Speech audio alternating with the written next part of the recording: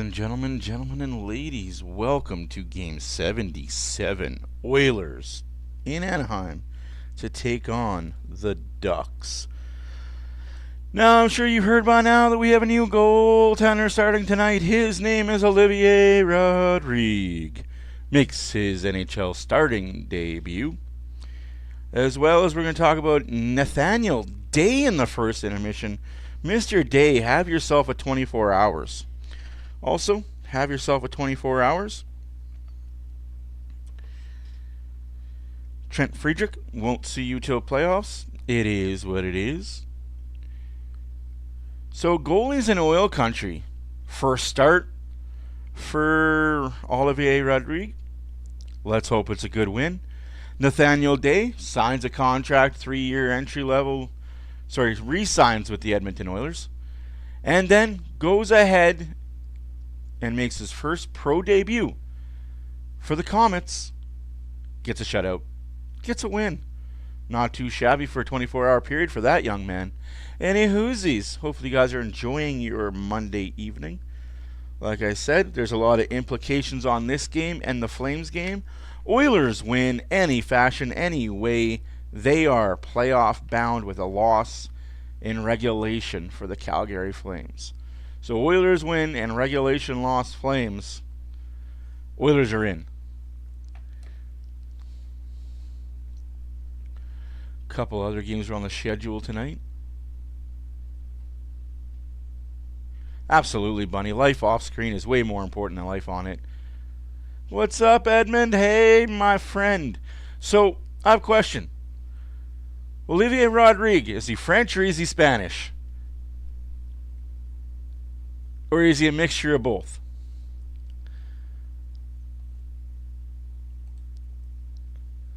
I'm going to center myself here in the Jumbotron.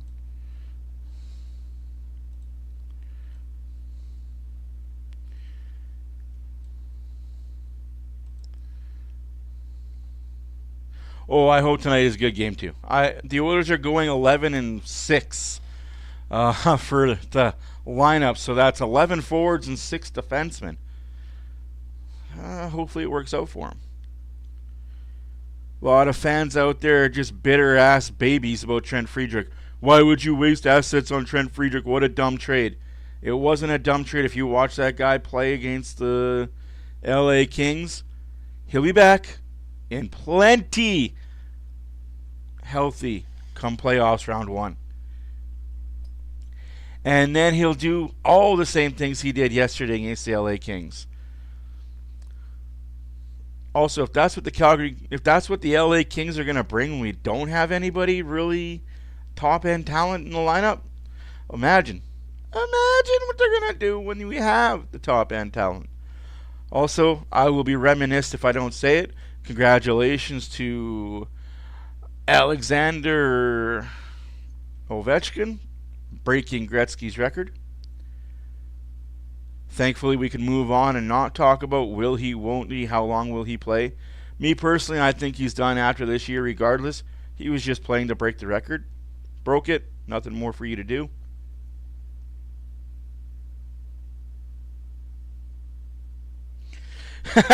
See, I'm glad I wasn't the only one that was like, French first name, Spanish last name.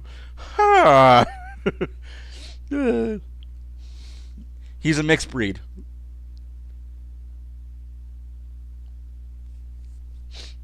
Yeah, it's a Disneyland fan appreciation game down in Arrowhead Pond. Sorry, Honda Center. It'll always be Arrowhead Pond to me. So obviously with Ovechkin breaking the record, the question that was asked to me by a lot of people and was asked to a lot of other people, not just me obviously, I'm not going to speak for everyone else, was asked, is Ovechkin now the greatest goal scorer of all time? No. He's the player with the most goals all time, but the greatest goal scorer of all time is, was, and always will be Mike Bossy. You guys thought I was going to say the other guy, didn't you? Y'all thought I was going to say the other nitwit. No, no, my friends. The greatest goal scorer of all time is, and always will be, Mike Bossy.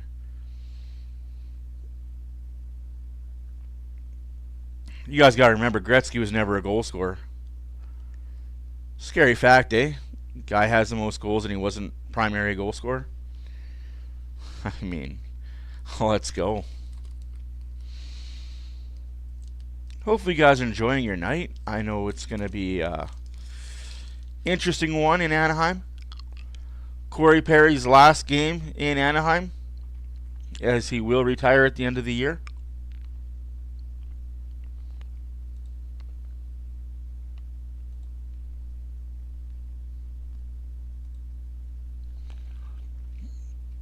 I've got a few new graphics.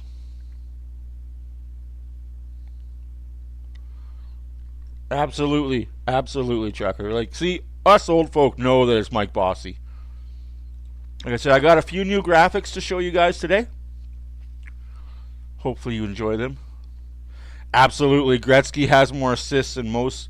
Gretzky has more assists than the guy in second place has points. Put that in perspective just a little bit. Greatly appreciate everybody being here.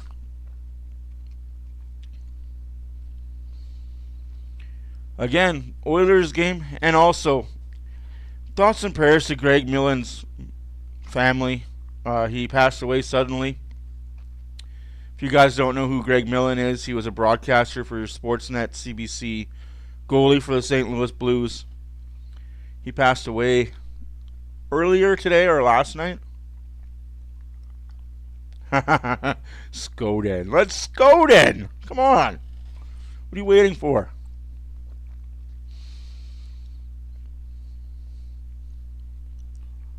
A lot of death in the hockey community lately. Just doesn't seem right. In case you missed it, 2 games already played. Tampa Bay Lightning put a whooping on the New York Rangers 5-1. And the Jets break the streak, beat the Blues. More on that as the game goes on. Also, I hope you guys weren't looking forward to Dylan Holloway playing for the St. Louis Blues on Wednesday. He won't be there. But what do I know? I just said he was going to get hurt before the end of the year. Yeah, the Blues lost.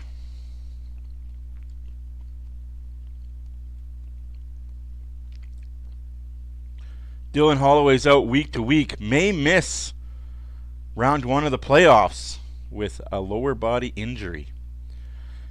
I mean, injuries follow that kid everywhere. That is a very good question, Nick. What broke down with Mike Bossy? I think it was his back. A lot like the players of old. Like, we forget, players of old dealt with a lot of two-hand cross checks, slashes in the back, like a lot of dirty, dirty stuff that you don't tend to see in this day and age with the NHL. A lot of the older players had massive back surgeries and back problems. And the surgeries weren't as good back then as they are now, where you can get a surgery and within a month you're back on the ice skating as if you never had it. But like I said, living the dream for Oliver Redrigue, drafted 2nd round in 2018, stopped 7-8 versus Seattle on March 27th. But now he's the starting goalie, giving Calvin Pickard a rest.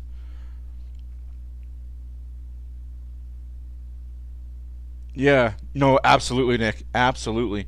And it's that way again. It's getting to be that way again for certain teams that can do certain things. Also, Trent Friedrich will be out tonight. He re-aggravated his ankle injury, but he'll be fine to come back for playoffs. Could be ready before playoffs on the San Jose game if the Oilers absolutely need him. I don't think they will because McDavid's coming back on Wednesday. Draisaitl's coming back. He didn't. That's the thing that I want to, like, I've been addressing with everybody that says it. He didn't break anything. That hit that he took wasn't enough to break anything. What I think it was he bruised his I can't show you my legs on stream, but you know how there's that front bone and muscle on the front of your leg? I think he bruised that, and it kept him out of the lineup. He might have pinched that nerve and bruised that nerve, but he definitely didn't break anything. You never seen any pictures of him with the walking cast. You never seen any. I wouldn't even think it was fractured. I just think it was bruised. You never seen him with a walking cast. You never seen him with a. Never. I pay a lot of attention to the Washington Capitals games. Oh, Eric, no. I don't think. But there is a rumor going around that Gretzky's going to sign a 1-year deal to come back. Right? Wow, they started the anthem without the TV on. God, this guy's bad, though. With glowing hearts, we see thee rise, the true north, strong and free. From far and wide, oh Canada, we stand on guard for thee. God keep our land glorious and free. Oh Canada, we stand on guard for thee. Oh Canada, we stand on guard for thee.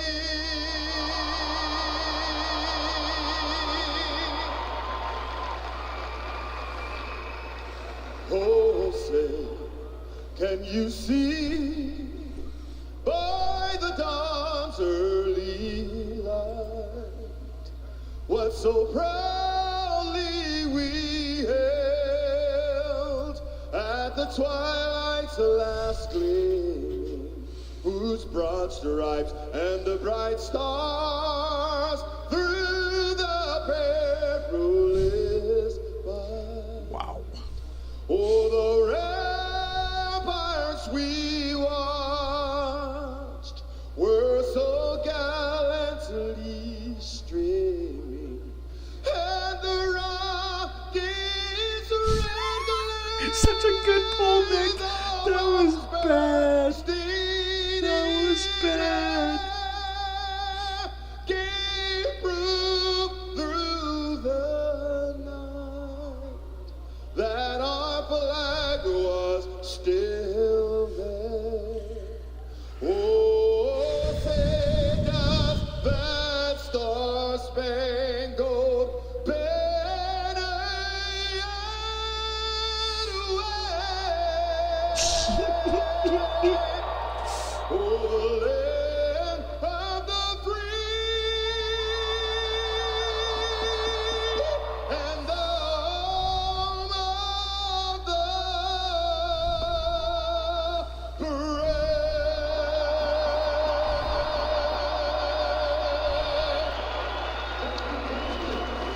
That's a rock-solid anthem. That's And not a Edmonton Oilers rock-solid are anthem. here to That's- wrap up their 4-game road Wow, trip. that's something. Laguna Beach. A magnificent couple of days in Orange County. And inside, Matt, if you've got nothing nice to say, don't say nothing at all. 5 years for this. Drafted in the second round by the Oilers 2018. He's grinded away for 5 years in the American Hockey League.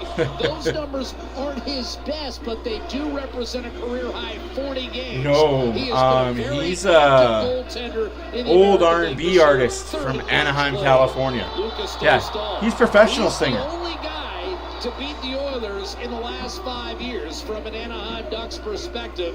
They've got 3 wins in their last 14 against the Oilers, and that guy has all of them, including 2 this season. Victor Arvidsson turns 32 tomorrow. He just had a 3-game goal-scoring streak snapped in Edmonton's 3-0 loss to LA on Saturday. Edmonton looks to bounce back and finish this road trip 3-1. Nugent Hopkins wins the opening face. Okay, I can do that. We're underway. I can do that for you. If they're that bad, I'll mute them. Colson. You guys don't need to hear that. You're right. Paired together. Here's Cutter Gauthier streaking in, shooting. First save by Oliver Rodrigue. 1 for 1. Rodrigue, whose only prior NHL action 11 days ago when he stopped 7 of 8 in mop-up duty in Seattle. Your starting line's brought to you by Scotiabank, believing there's a place for all Canadians. Especially Dostal. He's the only Anaheim goalie to ever beat us in the last 5 years. Coming off back-to-back losses to Calgary and Vancouver. We're getting a penalty for what? Whether Killorn got clipped with a high stick. Wow, this referee really wants the attention. We're not even a minute in and you're already putting your arm up. It's not about you. And here's him clearing that puck in the one-handed attack. Wow, Killorn, you diving little baby. Smacks him in the face, so that's the penalty. Holy crap. Hey, if you're not cheating, you're not trying. Dead last in the league on the power play yet again. This has been their albatross. The last 3 years, they've got the worst special teams goal differential in the league. My dad used to say to me, if you're not cheating, you're not trying. For its last 37. Off the draw, you've got Darnell Nurse looking to clear with Adam Henrique, and he'll take it himself. And Henrique's with him. And now joining is Jake Wallman. Nurse to the net. Denied by Dostal, and he's drawn a penalty. Oh, now there's a penalty coming. Man, this ref really wants it to make it. And we get a glimpse right away, Louis. I'm sorry, but this ref is making this game all about him. Let him play. Good for them Anaheim in the last 3 years and this year including. But this is a nice play by Darnell. Nurse shakes off a check deep in the zone after a face-off that's won back in the corner, but he just takes this puck to the net. And he recognizes Vetrano, who's a forward, and he just tucks the shoulder and gets in tight. Nice save by Dostal early on as well. No, absolutely, you got to control your stick, but good Lord. Henrique wins the face-off. Bouchard, Bouchard. 4-on-4 this year. 5 goals scored, none against. It's just really weird that this ref has already made more calls in this period, in this 1 minute of hockey, than the entire game in the Jets Blues game. Bouchard back to Adam Henrique. Beautiful give and go. Bouchard shoots. Oh, what a beautiful play by that forward. And now it's a 3-on-1. 3-on-1 for the Ducks. Pellison will give it up. Wrist shot denied. 2 for 2 for the kid. Gotta do it, guys. Gotta do it. A tough save right off the hop. So both goaltenders tested early, and Rodriguez stared down a couple of Ducks scoring chances. This last one from Troy Terry. Yeah, there's the one by Bouchard. A good defensive play by Strome right at the last second to take that one away as he tried to bring the stick back. A 2-on-1 going the other way, and it's Troy Terry. I agree, Nick, though. You got to keep your stick down. Don't put your stick where you wouldn't put your woohoo. Everyone talking about Ovi. First game, nice save. He's made a couple of good ones already. Jackson Lacombe, little spin move for the Ducks. Yeah. 4-on-4 in effect for another minute. I'm just glad we're not talking about it anymore. I'm glad it's done. It's over. We don't have to talk about it. We move on. Congratulations to him. And in the next 5 years, 6 years, when Draisaitl or Matthews breaks it, I'll tell you what, Louis, we are seeing. You can just imagine that record lasted a long time. What are we, 2025? And that record happened in 1999. The last instant sent that puck skittering away. McTavish will keep it in. Jackson Lacombe for the Ducks. Zellweger. I'm just saying that record lasted a long time. He waits. He centers. McTavish loading up using Zegras as a screen, but we've got much to the dismay of both coaches. I was going to say we've got wide open. I didn't have kids when that record was broken. That's how long ago that record was. We have 4-on-4 hockey right now. 17 and a half minutes left to go in the first period. Shots are 3-3. I agree. Oilers will have a very abbreviated power play in 5 seconds. Not make its way through, and now Wallman looks to reset here. The Oilers. 12-second power play. 13 seconds, but Colson comes racing off. A pass down the left-hand side. Janmark, well defended by Ellison in the corner. He attempts to clear off the boot of Kulak and tracked by Corey Perry, who, of course, was a standout with the Ducks for a decade and a half. Won a Stanley Cup here in 2007. Basically scored the clincher. About 5 minutes to go to put it away. Yes and no. Ottawa, 5-game series. Perry at that time just Well, 21. considering back then, that was the dead puck era where nobody was scoring goals at the clip that the kids are nowadays. Here's the end mark. Inchikov able to erase. Teams back skating 5-on-5. You're not wrong. You're not wrong. They'll go as far as Hellebuck will take them. Also, the injury news on Holloway is not good. You had 2 kids by then? Yeah, no, I didn't. My son just turned 21. My oldest son just turned 21. That's awesome, Trucker. That's awesome. That's the next step, right? It's about getting yourself to a position to compete for that playoff spot and have a chance to get in there, and then closing it out is the next step for any young team. Hardest step to take. A lot of holding going on there by that Anaheim player. That was awfully close, Louis. Wound around and settled by Darnell Nurse. So you called 2 early ones and now you put your whistle away. Interesting. Interessante, as they say. In the scoreless first period. Couple good chances at both ends. Here's a nice pass over to Nugent Hopkins by Wallman. He tests those stall a little bit wide. He fights it off with the So are those that are played down the ice. It's again a chance in tight, and you're going to see this last little ditch effort by Jackson. Yeah, absolutely. Fantastic year. This is the call you were talking about that was missed. Yeah, they made the goaltending equipment way smaller. Along the boards with Zach Hyman. The rules for clutching and grabbing kind of went away. Edmonton's playing with 11 forwards, 6 defense tonight, so a player short. A wrist shot fired on net from distance by Hyman. Make that for. Dang! You were busy. No wonder you're a trucker now. You were just a jackrabbit back then. I don't know, Barber. He wears an orange jersey and plays for Anaheim. Oilers. Here's Troy Terry. Or as we like to say, sports. Spinning. Checked by Nugent Hopkins, and it's muscled back through center. Ellison pursued by Podkolzin. He'll get it back. Good hit there by Pods. But Podkolzin made sure to finish that check, much to my partner's delight. Yeah, I think he could have finished him even harder. I think he was trying to look for a pass first. He just could have gone in there and bulldozed him. I don't think Minchikov thought he was going to finish. Well, he finished. Here's Arvidsson trying to pull his way to the net. That was a hook and no call on that either, eh? McTavish, who now gives Bouchard a shove. Zegras looking to flip it out. Did not get good wood on that puck. And it's twisted back by Nugent Hopkins. Now settled by Gudis, who's really emerged as a leader for this Anaheim squad. I'm not a fan of Gudis. I don't want to play in Canada. Canada play hockey bad. Zegras fell down. Kulak.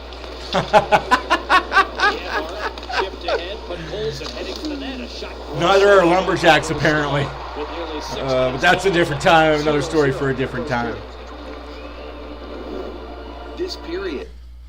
Hey, Northern, how's it going? How was your weekend? Oh, honestly, guys, I do feel bad for Hall. They're talking about Wednesday against the St. Louis Blues. So the next home game. You will see them before the playoffs. That's all I know for sure that I'm allowed to comment on. But I'm going to say Wednesday. If you don't see them Wednesday, you'll definitely see them Friday. Work these guys in the offensive zone and force some mistakes, not open it up to a skating young team that wants to move the puck around like they have. Like I said, if you don't see them against St. Louis, you'll see them Friday against San Jose. Like Tyson used to say, everybody's got a game plan until you're punched in. And then they got back-to-back Winnipeg, LA, and then they're back against San Jose to end the year. Like I said, Oliver Rodriguez, our goalie right now. Shots are 5-5. Nothing is the score. Both teams had abbreviated power plays. Oh, that guy with the horn just got kicked out. That guy with the horn just got kicked out. Dumbass. People know where you're sitting. And quite frankly, for good teams in the NHL, it's the same. Teams are trying to come up with. You're not allowed to bring those foghorns into the arena. They say, okay, you can come at us. I know that from first-hand experience. We'll see what happens when we strike first or do what we do and how you react to that. I was young and dumb once. This block cleared up the right-hand side by Brett Leeson. And then Nurse goes cross-ice to Perry. Saucered it in front and whacked back the other way by Zach Hyman. Just trying to make contact with that puck. Nestorenko couldn't make a play on it. Santa Rosa, New Mexico. That's awesome. Anaheim will reset. Oh. Lunch was running really late for dinner. Enjoying the warm weather down in the Americas. And I said, well, I got to watch the Tyson. How does the tariffs affect you, or that doesn't? You're just like, I just drive. I go where I go when I'm told to go. I made it on time. And that's icing against the Oilers. The Edmonton Oilers Community Foundation 50-50 presented by Rogers is back for another. Is that how it goes for you, Trucker? I just drive. Country and win big at EdmontonOilers.com. Boss says go, I go. Stretching out the shoulder there a little bit. One of two 20-goal scorers dressed in Edmonton's lineup tonight. Anaheim has 4.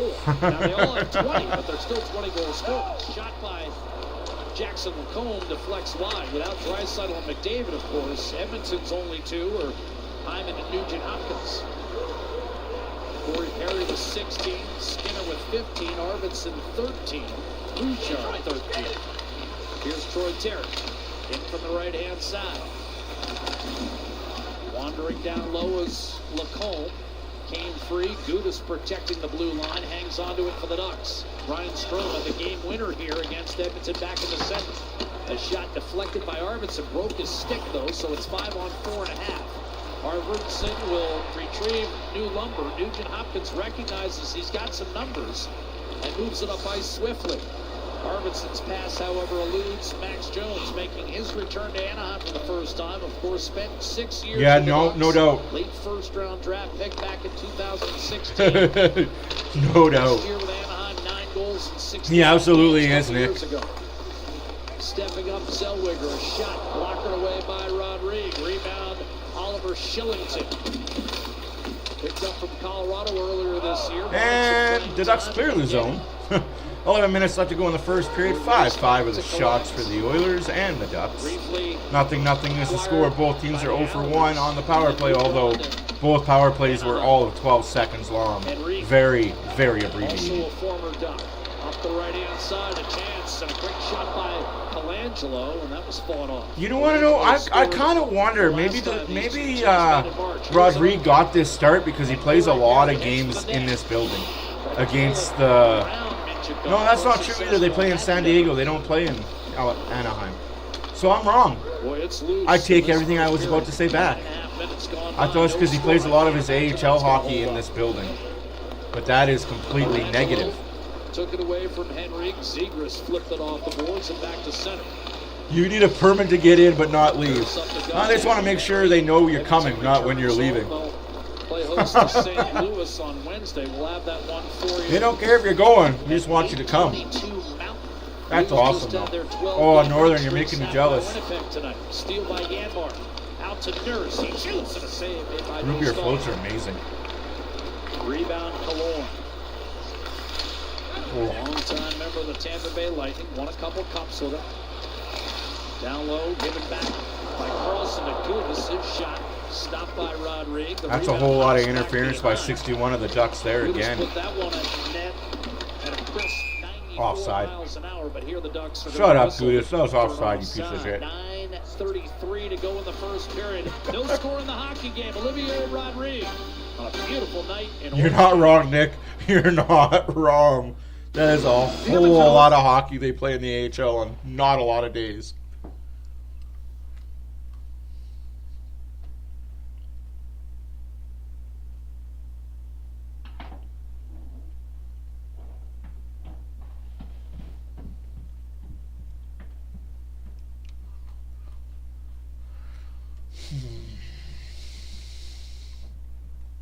Oh, man.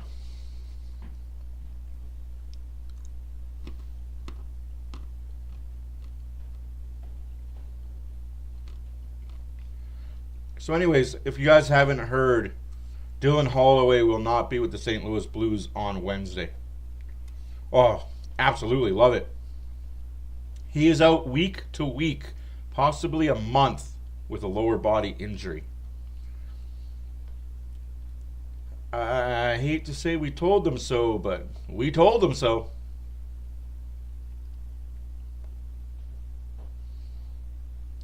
77 games played for Dylan Holloway is the career high he's had in all the years of playing in the NHL. Small sample, but man. Kid can't play a full season but expects big money contract. I don't know how that works.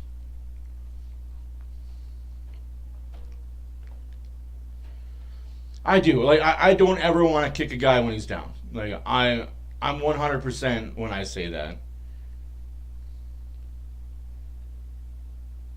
Yeah, that would be a if I hear it, I'll pronounce it right. Like that's the thing. I can't read a name and pronounce.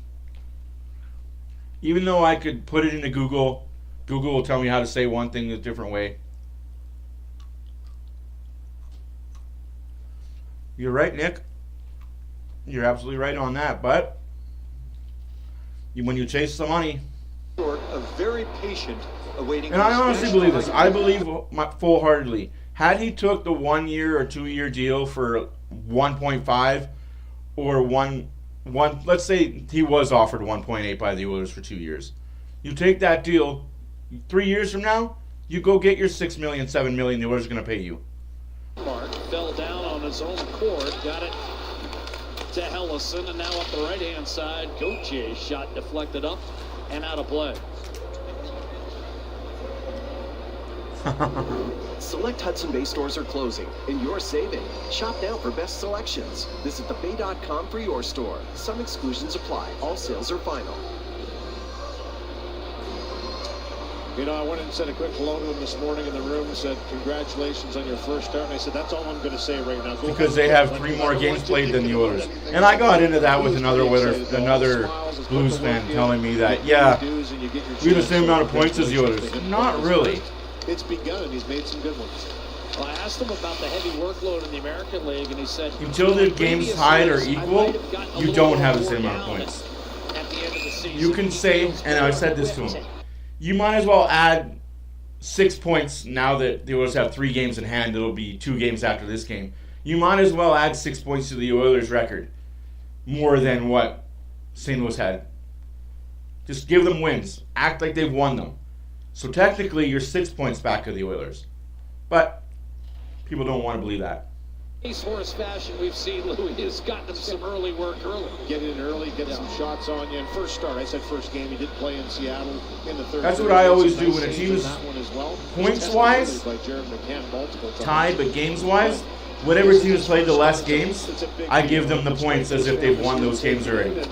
So if it's my team that has the same amount of points but I played more, I'm looking at it like my team is down X amount of points. Member of the Oilers organization, now with the Florida Panthers, stepping up. You have to assume that team is going to win their games in hand. Sent back to Lacombe. Gudis locates Leeson in the middle of the ice, and his shot was nice blocked. block. Skips back to center. The other thing another block shot by the Oilers, doing the thing. That, occasional bad goal that would plague him early in his pro career. That's details, right? It's like any other player. Goaltenders are no different. They work on the things in their game that maybe aren't up to par. And you figure that out pretty quickly in pro hockey. What you have to do well and what you're not doing well and what sometimes your strengths are. But for weaknesses, you make those strengths and then you become a complete goaltender. And that's what he's working on, trying to accomplish and trying to be. Also, if the Flames lose at all tonight in regulation, so not really at all, but if the Flames lose it, that's got to hurt Hopkins. Oh, that's going to hurt. Hopkins is down. I hope he's okay, but his knee hit the... Okay, he's good. He got up and skated off a little bit. Oh, I hate Oiler players going down right now. Every time an Oiler player goes down, I wince a little bit. Come on, Arvidsson, control that puck. Off his stick. Zegras trying to funnel it up the left-hand side. Another turnover. Drop pass, Nugent Hopkins. Man, this is shitty hockey out there. Both teams are turning the puck over a lot. It is pond hockey. I'm not a fan. Not a fan of pond hockey. But he's able to lay it to rest. With 7 1/4 to go in the first period. The teams are scoreless. The shots are 8-7 Edmonton. Lots of chances at both ends. Lots of chances at both ends, and holy crap.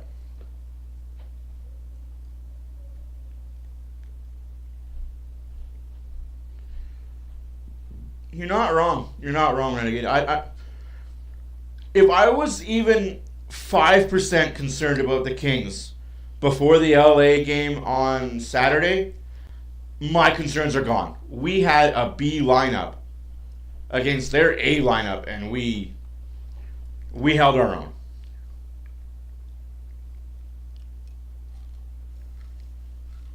Yeah, you're not wrong, Nick, right? Like, especially when you see the legs hit and the way they buckle. Oh, like, that's how you tear your MCL, your ACL. That's how you tear cartilage, like.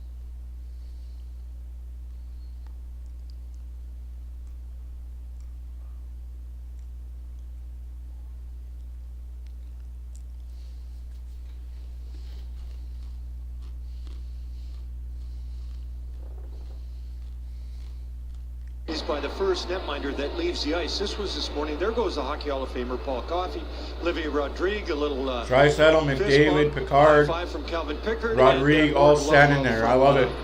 Connor McDavid. I thought that was such a neat thing. Also, Leon Draisaitl said, "Hey kid, don't be nervous.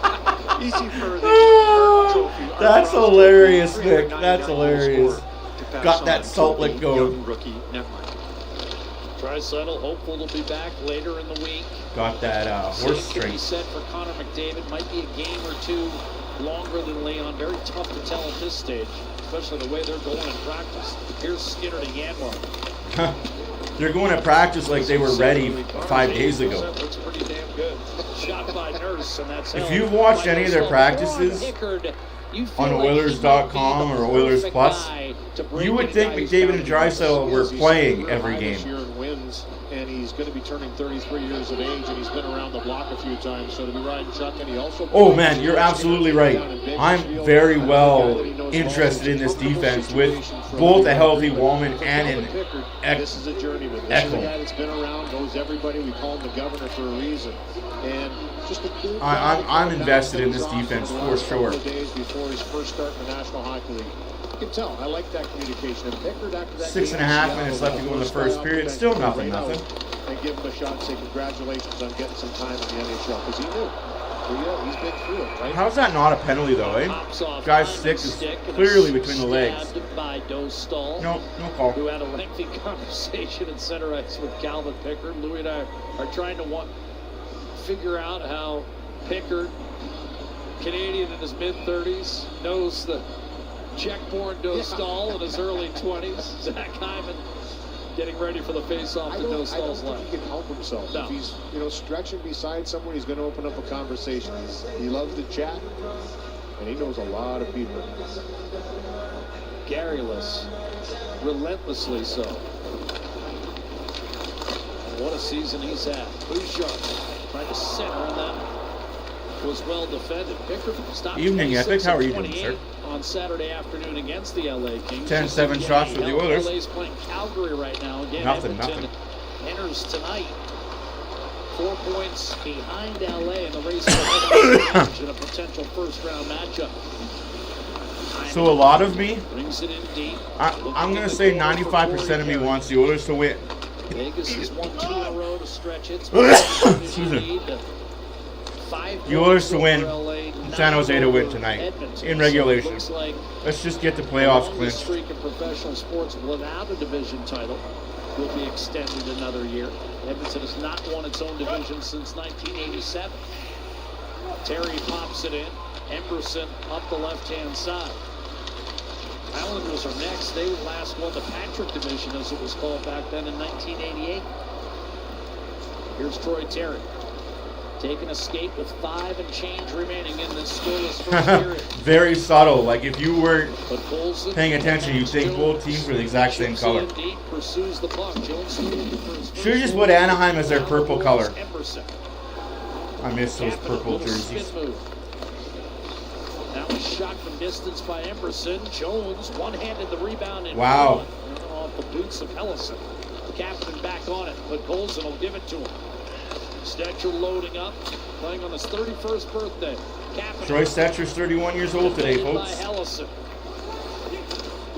Also, yesterday was the anniversary for the Humboldt Bronco incident. Time forces the Ducks into a reach, and Edmonton will be back on the power play. It's going to be the second penalty. Hey, Ducks are on a penalty. Interesting. Hyman almost makes it 1-0 on that goal-mouth pass. Just can't convert. So the first actual power play for the Oilers is now happening.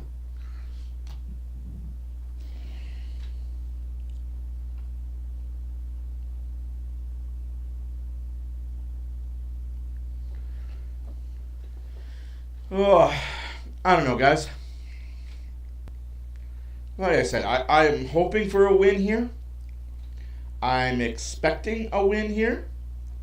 But I know it's the Oilers, and hoping and expecting are different commodities.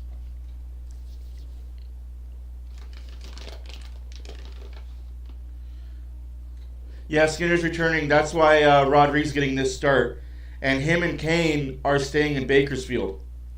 So Kane and Evander Kane and Olivier Rodriguez are staying in California to play for Bakersfield next week. And,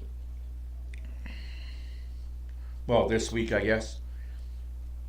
Skinner's going to back up Picard until he's fully 100% healthy.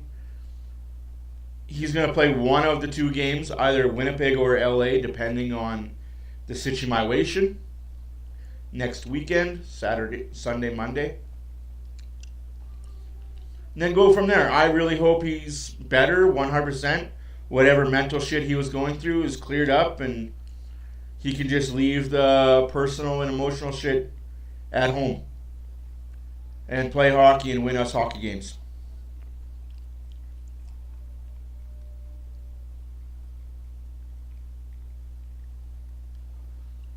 You're not wrong, right? Right, Nick? Small power play for Edmonton. This will be a full one, their first. And this power play brought to you by the new Play Alberta app. Play casino, sports, and lottery all in one Oh, I think he's part of the future. Him and Nathaniel Day next year in Bakersfield. Against Anaheim coming into this evening, this season. But of course, and then you got that other kid next year in Bakersfield as well. Not in the lineup. Draisaitl and McDavid. And off the draw, the Ducks get a clear. That Bach kid. Anaheim has been leaking power play goals against. They've given up 1 in 10 of their last 12 games, a total of 13. Nugent Hopkins to Jeff Skinner. He turns it over. Gudis did not get it out. Skinner was able to keep the zone, but his pass a little behind Hyman, who has to backtrack. Man, this team passes way too much. 4 minutes to go. 4 minutes left to go in the first period. 1.5 left to go in the power play. Nothing score. Oilers on their second power play. First one was abbreviated. The last 5 years, but Anaheim's played them tough this season. The difference between a 3-1 road trip and a 2-2 trip. Nugent Hopkins to Arvidsson, especially when you win the first two. Skinner to Bouchard. God's sakes, Bouchard. And that'll cost Edmonton. Yeah, we're not looking good on the power play at all, folks. Already down to 55 seconds. Won't sugarcoat it. Nugent Hopkins glides to his left. Skinner. Nugent Hopkins around the board for Zach Hyman. Swarmed under by Killorn, able to keep it alive. Arvidsson. Jeff Skinner. Every stream. Nugent Hopkins. Bouchard again takes his eye. Bouchard, giveaway number 3. Come on, Evan. By Leo Carlson, and those are 2 unforced errors by Evan Bouchard. Yes, they are. Rodriguez elected to play that puck. Keep it moving for Jake Wallman. Edmonton a change on the fly. I'm sorry, but Bouchard needs to be better. Man advantage. Here's Adam Henry. A drop pass from Connor Brown. No, absolutely. I don't disagree with you, Renegade, but if Skinner's healthy, he's still your starter. Power play. 5-on-5 now. Brown to Wallman, calling for the puck. Nurse didn't get it. Brown trying to get around Gauthier, who slapped off his stick. So that's just my opinion. Wallman will shoot it in. Oilers have outshot the Ducks 10-6 in this period. Dudas a tough turnover. A quick dish and Brown whips. Too many passes. Scores! 1-0 Edmonton on about as ragged a sequence as you'll see. I don't know who got it, but that was a good goal. A tip in front, but I think it's Wallman's goal, and it's so. They're giving it to Wallman.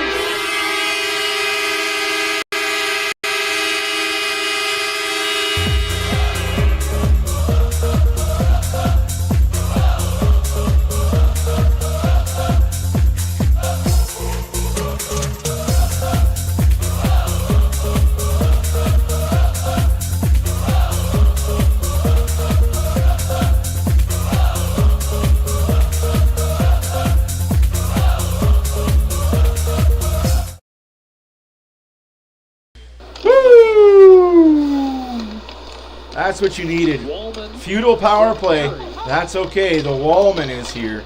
Perry's thinking I got an assist for a fairly pedestrian pass compared to the one he made to Connor Brown, which was just gorgeous. Well, he sold everybody, including Dostal, who was down and out. Including me. Here's Janmark heading for the net. Stripped by Colangelo. Comes out to Stetcher and his Oh, that hurt. That block hurt. Number 96 in your program, number 1 in your hots. Blocking shots, taking shots. Paid the price and good job to get in the lane. He blocks him on one end.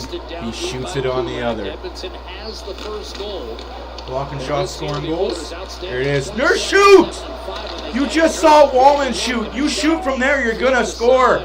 And you can't hold the zone. Oh, my stars. By Dostal. Wallman, a reset with a minute to go.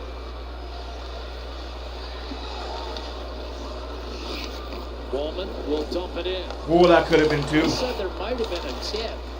I didn't see a tip. And initially there might be some question that Adam Henrique got a stick on it. A shot by Wallman. I'm still going to say, I don't think Adam Henrique touched that. It's either Brown's goal or it went through completely. Let's see. Well, the blast goes right through, and I mean, the stick of Brown is there now. It's already knuckling. I don't know if it deflects off the forward coming out to take this shot away, but you're going to see Brown's stick in the mix and right through Adam Henrique as well. Goes off the toe. It actually looks like it might be the toe of Henry. Interesting. That was tough to see. Heavy traffic. But that's why they brought him in, right? They're saying it's Henrique's goal. That's Adam Henrique's goal? All right, I can fix that. So that would be Wallman and sorry, Wallman. And you said it, Louis. Heavy traffic in front of Dostal. Very tough for him to pick up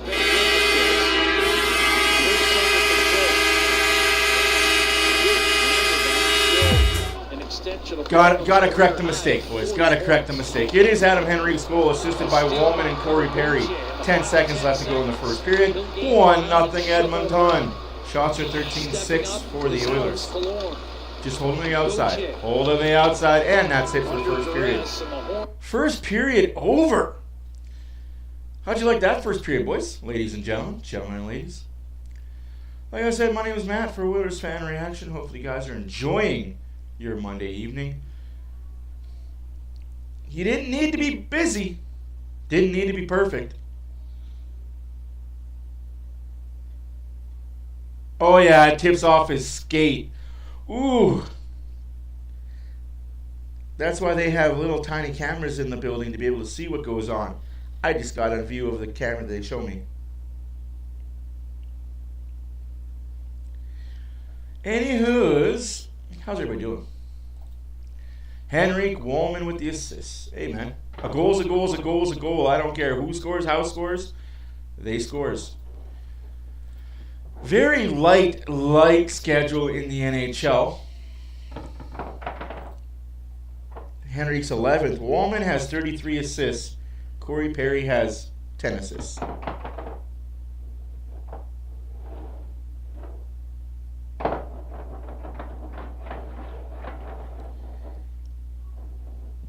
Sorry, you guys know that's my baby upstairs making all that racket.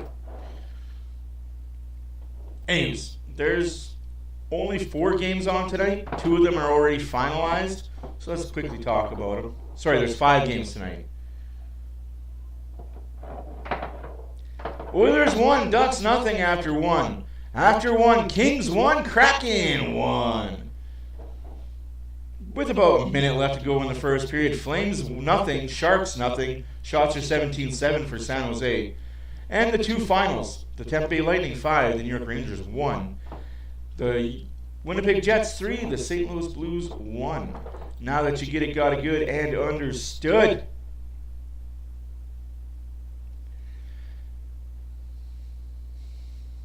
You're not wrong, Nick. You're not wrong. The team needs more grit. I've been saying it all year. We got to score dirty. In order to win playoff hockey, you have to score dirty goals. You guys that have followed me all year know I've been saying it all year. You're not going to win pretty in the playoffs. You're just... Sure, it looks cool in October, November, going into December, but come on into January, February. Yeah, the coolness, it's over. Any whoosies?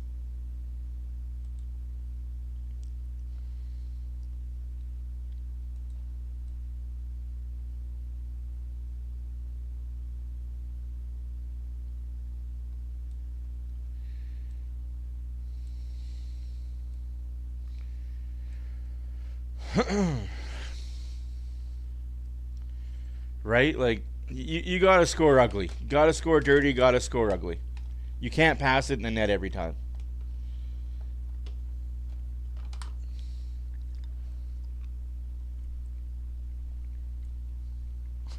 Trucker, you're not wrong. Started with a goal ref fest of penalties. But hey, we figured it out. The rest of the stats, though. 14-6 were the shots for the Oilers.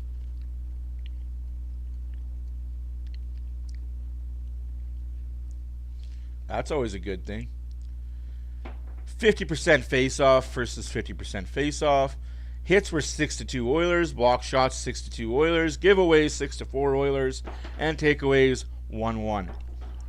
It's hard to believe that Anaheim leads the series right now, 2-1. Beating Edmonton 5-3 December 29th. And losing 3-2 January 3rd. Beating Edmonton 6-2 March 4th.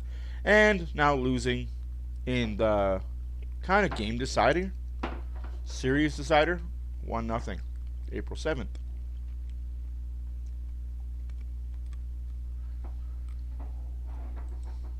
I have a wild theory about the Eastern Conference, guys. Want to hear it?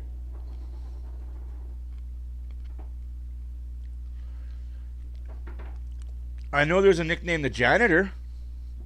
He plays for the Oilers. So, let's assume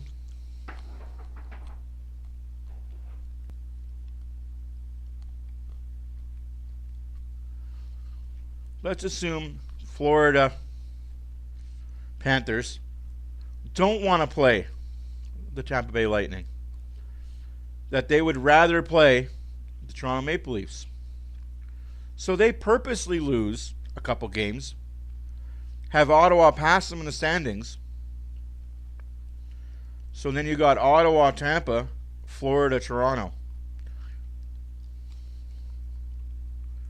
Wouldn't that be crazy? Isn't that a crazy conspiracy? Putting on my tinfoil hat for that. The reason why I say that and the reason why I bring it up is Florida hasn't been very good the last 4 or 5 games. Ottawa's been pretty good for the last 4 or 5 games. Toronto has won the Atlantic Division.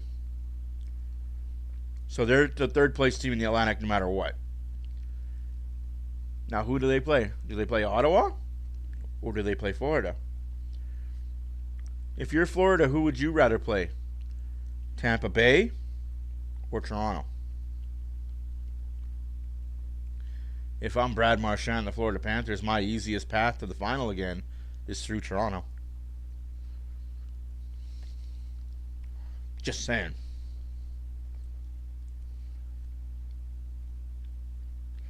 I don't know about that, good night.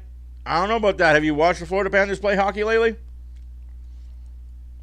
They're letting some easy victories slip through their hands.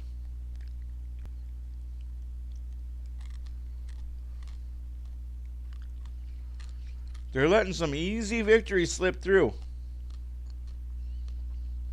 I mean, Ottawa's full marks. I'm not taking anything away from Ottawa. They are winning the games they got to win.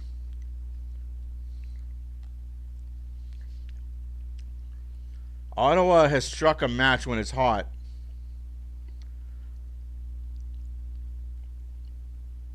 Maybe Toronto shouldn't have won the Atlantic Division. Control your own fate, I say. Either way, I don't see Toronto getting out of round one. If you're playing the Panthers, you're done. And I think if you're playing Ottawa, Ottawa's going to be that team with a chip on his shoulder.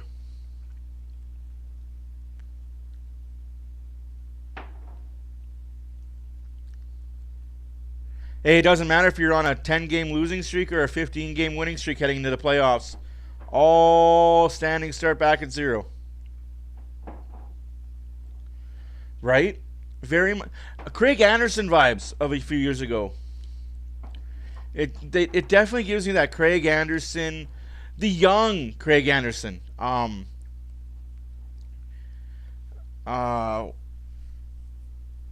Lalime even.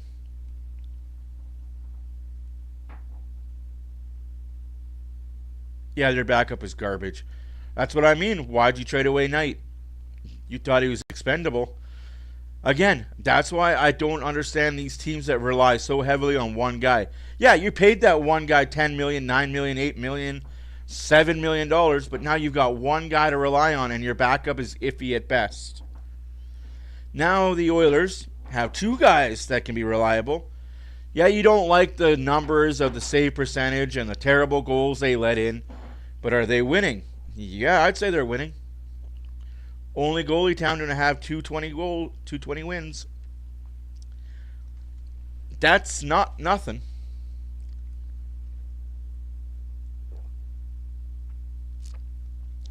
We can all thank Jack Campbell for having Picard as our backup / starter this year. And we can all thank Jack Campbell for having Stuart Skinner as our starter / backup this year. If it wasn't for Jack Campbell pooping the bed, he'd still be the starter, Skinner would be the backup, and Picard would be on a different team, playing his ass off for them. So I guess we can get mad at Campbell all we want, but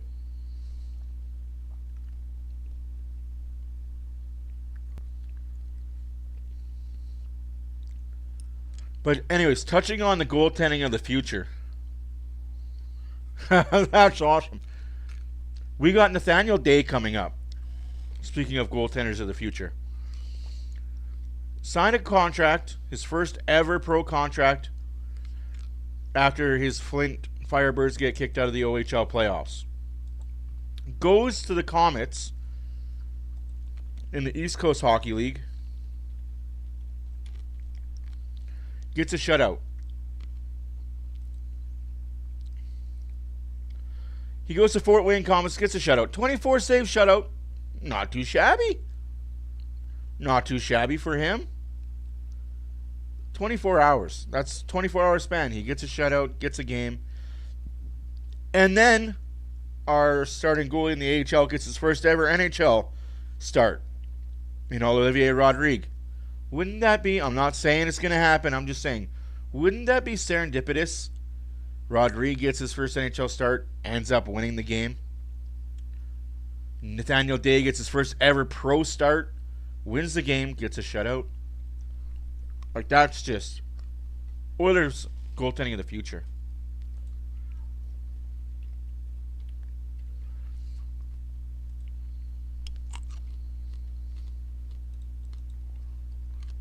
Their goalies in the system. It's going to be interesting.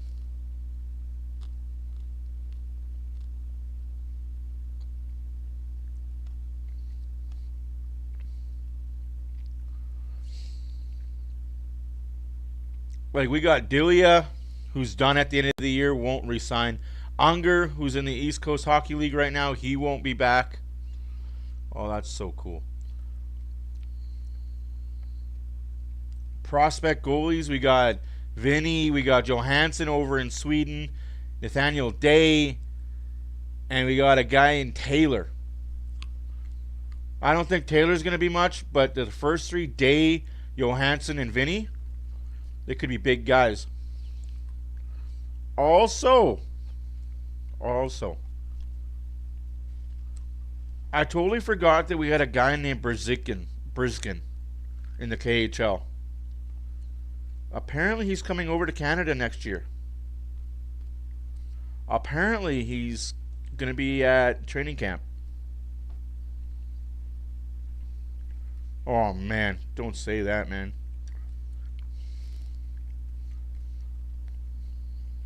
Those Oilers-Jets teams. You want to know the scary part? The Jets would have been a better team had it not been for the Oilers. The Jets probably would have won a championship had it not been for the Oilers.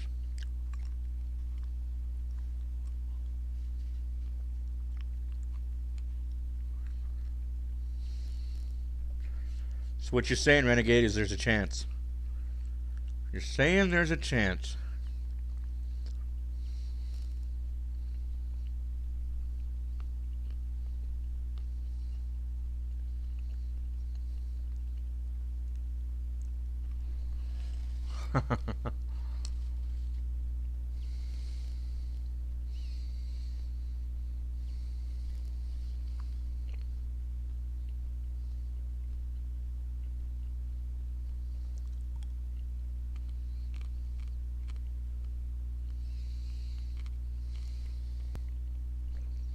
Hey, man, I like those chances. I like those odds.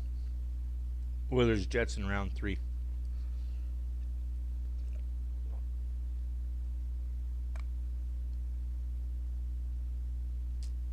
Like I said, the selfish me wants to see Oilers Jets, Ottawa, Montreal. I don't see that. I don't see that good night. I think that this team has too much skill on the top end to have that happen.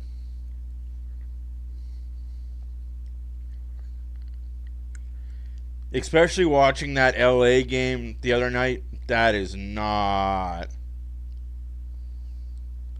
There is a lot of traction for it, Nick.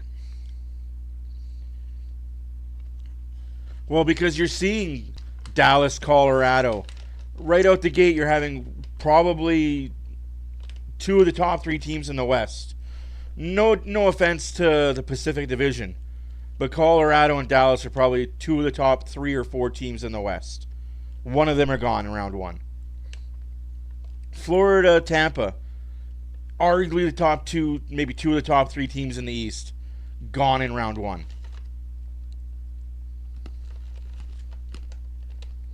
It's almost like if you're a really good team and you know it, take a playoff spot. Take a wild card. Play just enough to get the wild card. That way, you might actually have an easier route to the finals.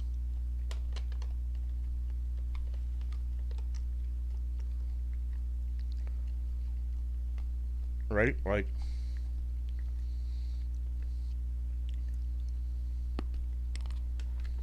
as much as I love New Jersey, I don't think Carolina is going to get beaten round 1 by them. Unless Markstrom stands on his head for 7 games.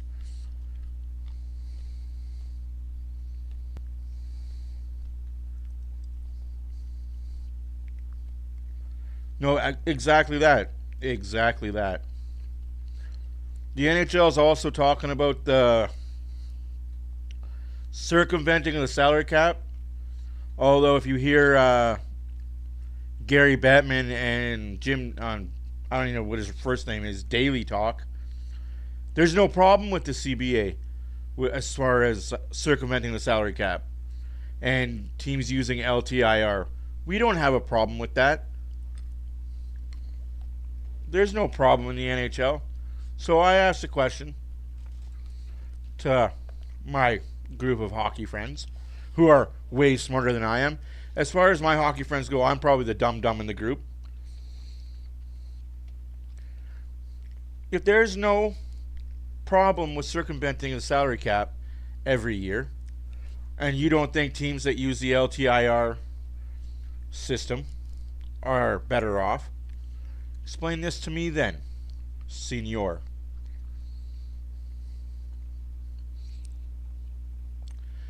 Salary cap circumventing started in 2005 because of the lockout, and then they started using the loophole of LTIR. Pittsburgh Penguins used it, won the cup in 09. Chicago used it, won the cup in 10. LA used it in 12, won the cup in 2012. Chicago did it again in 2013, won the cup. The Capitals did it in 2018, won the cup. Tampa did it in 2020, won the cup. They did it again in 2021, won the cup. Colorado kind of did it in 2022, won the cup. Vegas definitely did it in 2023, won the cup. Florida did it in 2024, won the cup. So how many years of all those years from 2005 to 2024, so 19 years, how many didn't use it to win a cup? So tell me again that it's not a problem in the NHL? I'm just saying.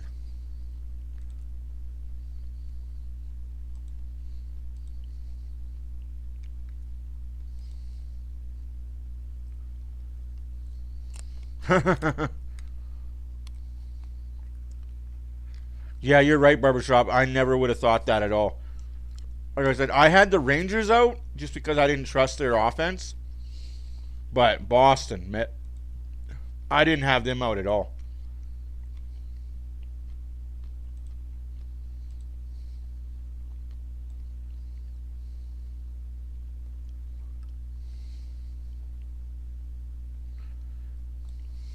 Closer look with James Hatfield.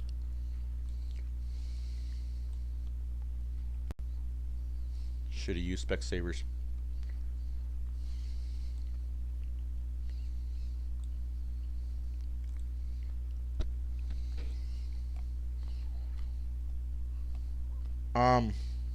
Who?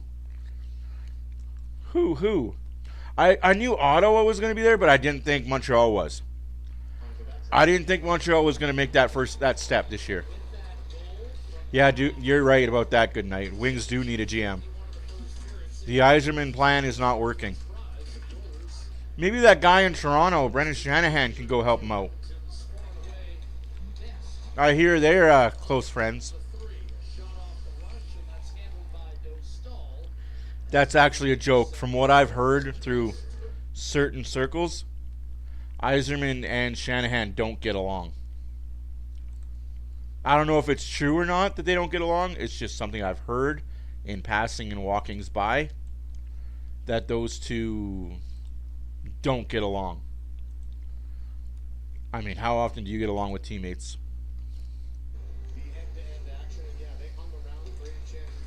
The Yzer plan is the Yzer fail. The Shanahan plan and the Yzer plan. How's that working for Shanahan? That's ridiculous to blame a guy who's not even there. Like, maybe the first year after, okay, but now you got a new regime.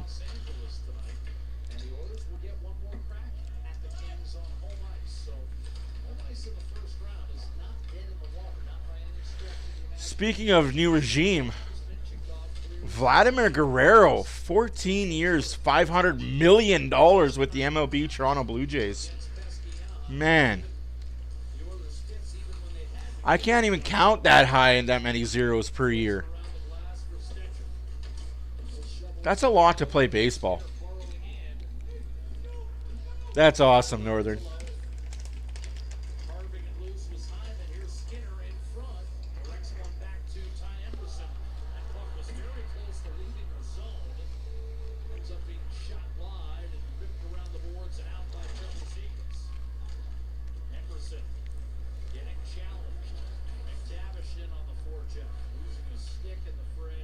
Icing against the Oilers. I don't blame Trump for anything.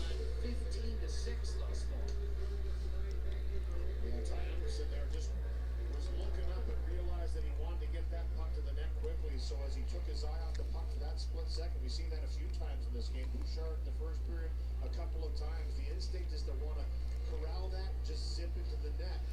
But if it bobbles a little bit, almost came out of the zone. Yeah. Yeah, they did look good today. Forced it out of the zone. As long as you're not playing the Mets. Although, to be fair, the Mets are a really good team this year. Olivier Rodrigue with 1:46 gone by in this second period. If it wasn't for the LA Dodgers being so freaking good, I'd say we're looking at another Subway Series Yankees-Mets this year in the World Series. But that Dodger team is just so good. He denied that opportunity and a good save, and that went through traffic by Killorn. He handled well with the glove. Edmonton's tightened up a little bit since that start of the first period, though, and rightfully so. Got a goaltender playing his first game in the National Hockey League starting his first game in the National Hockey League. Want to give him a little support and not make it an easy night for the opposition. Well, as you point out, Anaheim is not an overly physical team, Louis, but they're skilled. And if you want to get in a racehorse type of game, you can get burned quickly. It's not the style you want to play with them.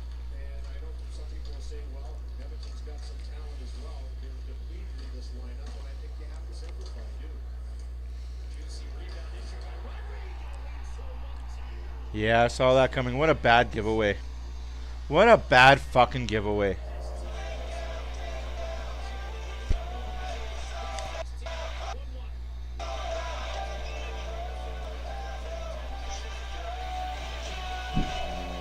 Team Swede.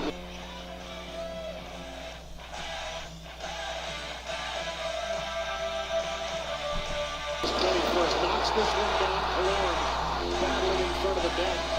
This puck comes right back to Carlson. He instantly puts this over to Connor Gauthier. He's a shooter. He wants the one-time, and he blasts that one home to tie the game 1-1. And on cue, as we talked about the skill of this team, they've got some young players that can fire the puck. And Bouchard with the primary assist yet again on the opponent goal. Bouchard, primary assist. Fuck, that guy is annoying, man. Lundestrom will leave it for Gudis.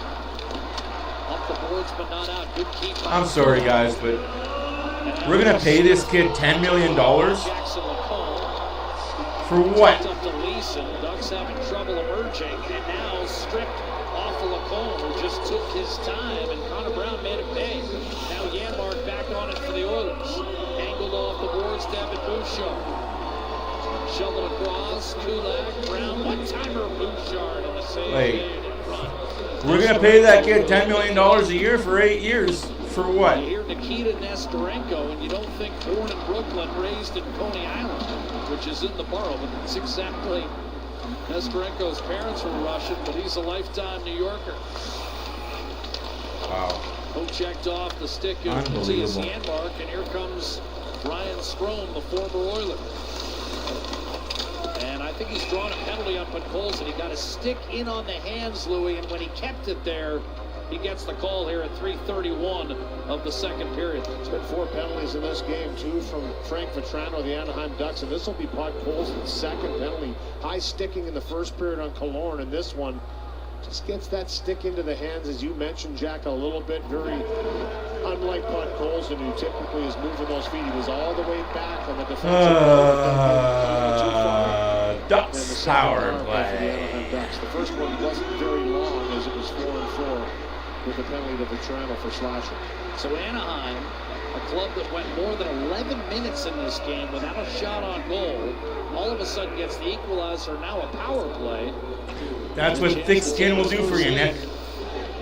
That's what thick skin does, and I don't think Bouchard's got that thick skin. Against Zellweger. If I'm Evan Bouchard, as much as I want to win a cup and as much as I want to play in Edmonton, it might be in his and his agent's best interest to say, hey, it's just not working out here. Shoot at the full 200. Gauthier from Carlson. Is there any way that we can do a sign and trade?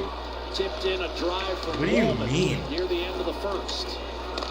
It's 1-1. Falling apart. Anderson, up the boards, not out. Zellweger holds the zone. Leo Carlson. Zellweger. Carlson inside. Again, Munchie, I really want to know the drugs you smoke and how you get them. Because sometimes I wonder what you say. Defensive play by Janmark. Just read that play to the middle perfectly. And the timing of the stick being in that. 1-1's the score, 16-9 the shots for the Oilers. Here's Seacrest. Is the fan base going to rip apart Rod Reed? He let in the first goal in the first 9 shots. Terry first on Sorry, goal. first 8 shots because they've taken one on the power play since then. Here's Terry. Hard to the net. Put it in front. Nugent Hopkins knew where he was going. I Picked it mean, off and sent it I'd right make that into trade. McTavish, the team leader. I don't know if Nashville would be willing to make that trade, though. Goals on the season. Lacombe back to Terry. Pursued by Brown. Here's Seacrest. Terry swooping in. Petrano, a shot. Missed glove side. McTavish on the rebound. 10 seconds left in the penalty to put goals in. Oilers kill the penalty. Sent around the board. At least they got that going for them. They've remembered how to kill penalties at the very least. McTavish won't get a shot on net. Anaheim, no shots on that power play at all. I really hope that didn't happen, Nick. I really hope that Oilers fans have a little bit better They don't get a shot on their power play decency again. than that, but I've seen this day and age Oiler fan, they don't even know how to behave in their own house, let alone out in public. Dreadful special teams So. for the Ducks. Bouchard to Corey Perry. 5-on-5. Perry. You're probably right, that probably does Got happen. it back a And second that's time. embarrassing. Bowman stepping into a drive that's held. As a fan that's been around hockey players my entire life, On a goal by Cutter Gauthier. Why? Dostal at one end. why do that? Like, what? In the OC. Do people do that to you when you're walking down the street just because you might be semi-famous? Oh yeah, I know. I don't think I've watched Game of Thrones. I might have watched it once. I might have watched it one time. There's certain things I don't watch. I could never get into Game of Thrones. What's the other one? Walking Dead. I couldn't get into Walking Dead. What's funny about Game of Thrones is my friends are like, "What are you, gay?" Like, why? You don't like killing, you don't like dragons, you don't like naked women. I'm like, okay, but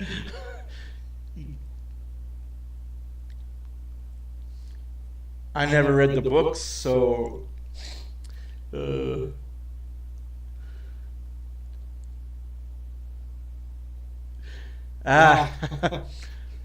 I get the reference now. But I thought you were serious. I'm like, I really hope somebody doesn't do that. Like, I took you literal. I'm sorry, I shouldn't take you literal.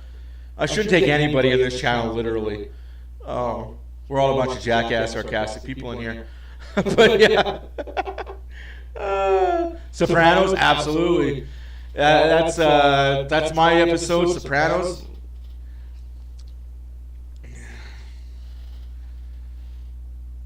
Stayed away from Jersey Shore. Sons of Anarchy for me, Sopranos. There's a few other ones that I've watched start to finish. Hammered by Gauthier, and for Greg Cronin, one of the things he did say, at a deadline, you trade away players. And This you Is always Us? Down the Oh. stretch, and he feels a little What a elevation great for Gauthier. series. A little more power play time, get him settled. And Yeah, you know, you're not wrong. It's easier for me because you can tell it in my tone. Ducks break out. Esperenko flips it in. They're not going to give him the red line. That's a tough one. And an icing call that Anaheim did not need to take. No, I couldn't get into Breaking Bad. The score tied at 1 here in the second period. Ducks gave up 5 goals and 4. Just because of how fake it is. I couldn't get into it just because of how fake it is. I mean, I know nothing about the drug underworld of the world. Against Vancouver, Troy Terry actually gave the Ducks All entertainment purposes only. seconds into the game. It just didn't hold. a few posts that were hit too. He said, listen, I don't want to say here or there. And, you know, you have to make your breaks and you have to execute, but he didn't feel they played that terribly and were chasing the game the entire night, it felt. Kula. Moving in, dishing off. Right. Bouchard getting a pass back, and we'll take a shot that's blocked by Mitchikov. Lifted the stick of Henrique, did not get out of the zone. Bouchard had it knocked away by Nestorenko, and here comes Brett Lisa leading to a 2-on-1 with Nichikov across. Pass. Good defensive play there by Adam Henrique, former Anaheim Duck. Hey, Christine, how's it going? Been lurking behind the Anaheim defense. He was.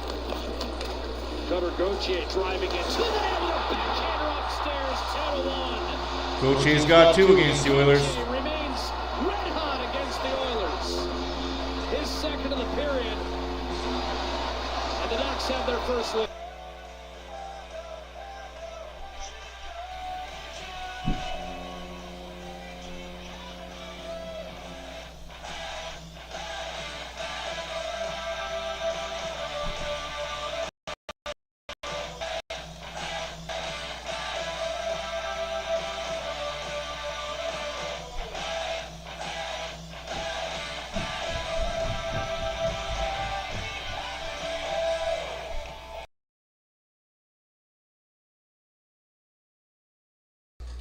There's nothing Bouchard can do. Yeah, there is. Fucking stop him in the inside of the ice. Backpedal, back skate, take him down, take a penalty. There's lots Bouchard could have done there in that situation. Not give the fucking guy with speed middle of the ice. Want to play for Philadelphia, drafted him 5th overall in 2022. Ended up resulting in the Ducks moving another of their young promising defenseman, Jamie Drysdale, to the city of brotherly love. Gauthier having himself a nice campaign. Here's Malone, another skilled forward up front. Ellison and Lundstrom with the assists. Rodrigo off a dump into. What you want? Do you want a $12 million contract or a $15 million contract because of arbitration? Oilers pay him 12, they save $3 million. Reset here for Nurse. Just saying, we got 11 minutes and 11 and a half minutes left to go in the second period. 2-1 Anaheim. Shots are 17-10 for the Oilers. Wouldn't know it. Wedges it in deep, but Colson in on the Oh yeah, no, I sense that sarcasm. But that's the thing. He scores goals. He gets points. Yeah, so make him a forward. You need offensive defensemen. I'd love an offensive defenseman that can play defense a little bit too.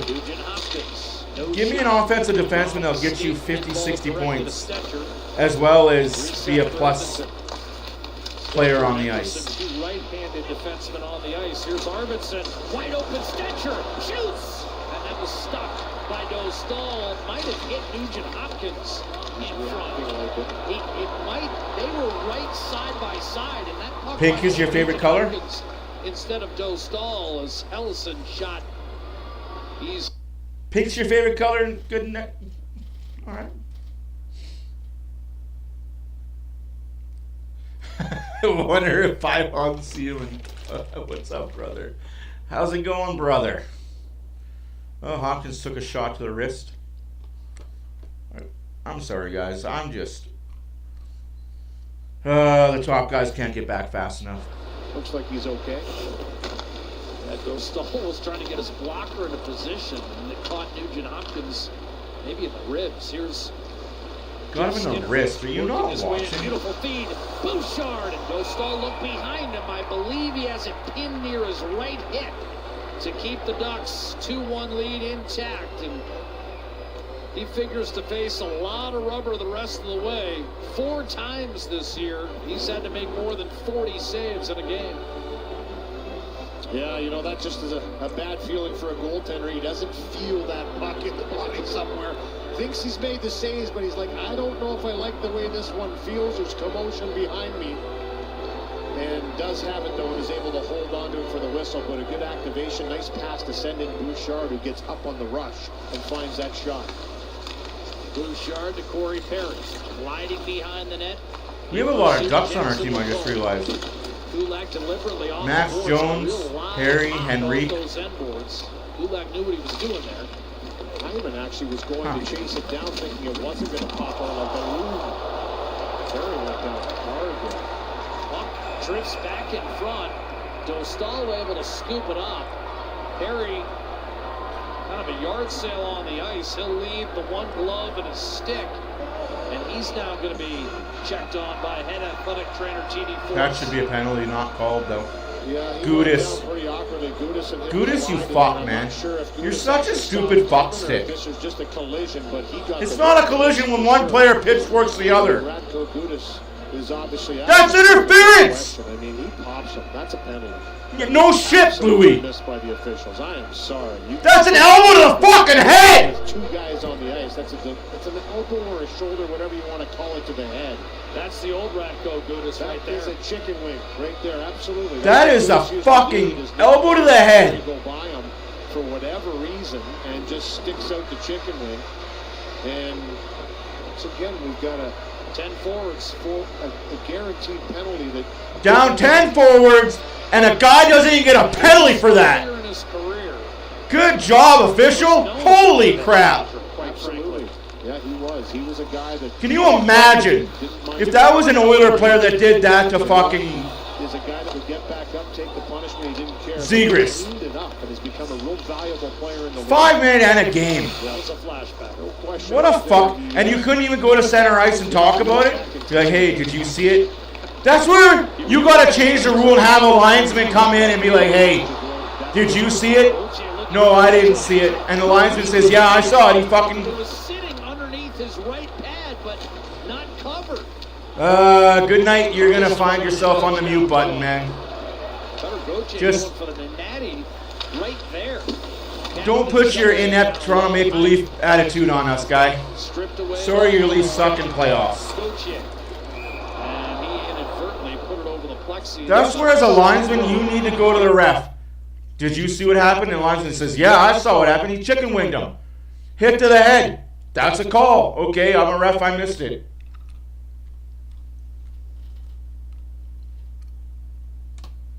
What a fucking joke.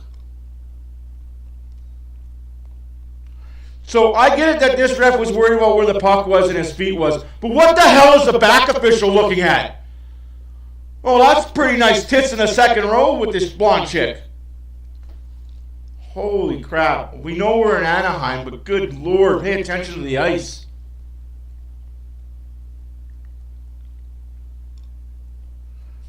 What a joke. He'll get a $5,000 suspension. Fine, sorry. He won't even be suspended for that. He'll get a $5,000 fine, and he'll be able to play.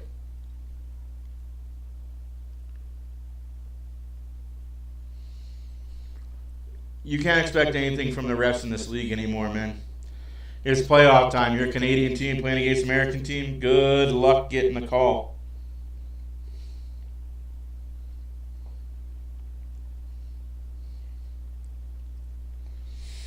That's tough, man.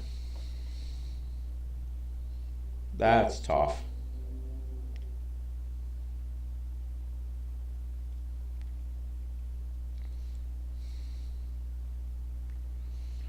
If you got nothing nice to say, don't say nothing at all. I don't know, man. I honestly do not know what the refs look at when they ref in this game.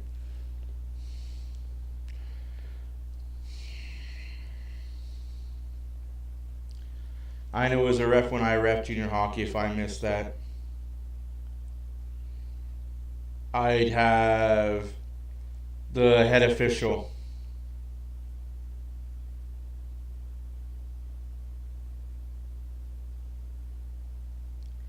I'd have the head official come down and ask me why I missed the call because it was that fucking blatant.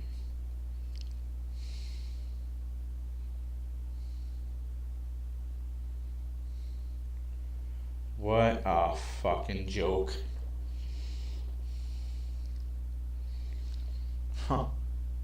Certainly help out with a major call if you wanted to call it a major. It was a headshot, in my opinion. But it was missed, and you have to move on. Huh. Kapanen playing center between Jones and Hyman. Anaheim able to come up with a puck, and it's steered in by Terry. Anaheim's leading scorer coming into tonight. Talked about the fact he has 20 goals, career high 37. Still feels like he's got more game to give. Hyman takes a lead pass down the right-hand side. Pressure from Vetrano. narrowly avoiding his third penalty of the night. Emerson shoots it into heavy traffic, and that's taken by Hyman. Drilled back down low for Jones. Little spin move on Hellison. Tried to tuck it inside, then crashed into Hellison. Hyman came up with the puck. Hellison sealed him, and then when Hyman tried to center to Kapanen, it was busted up, and the Ducks will break out.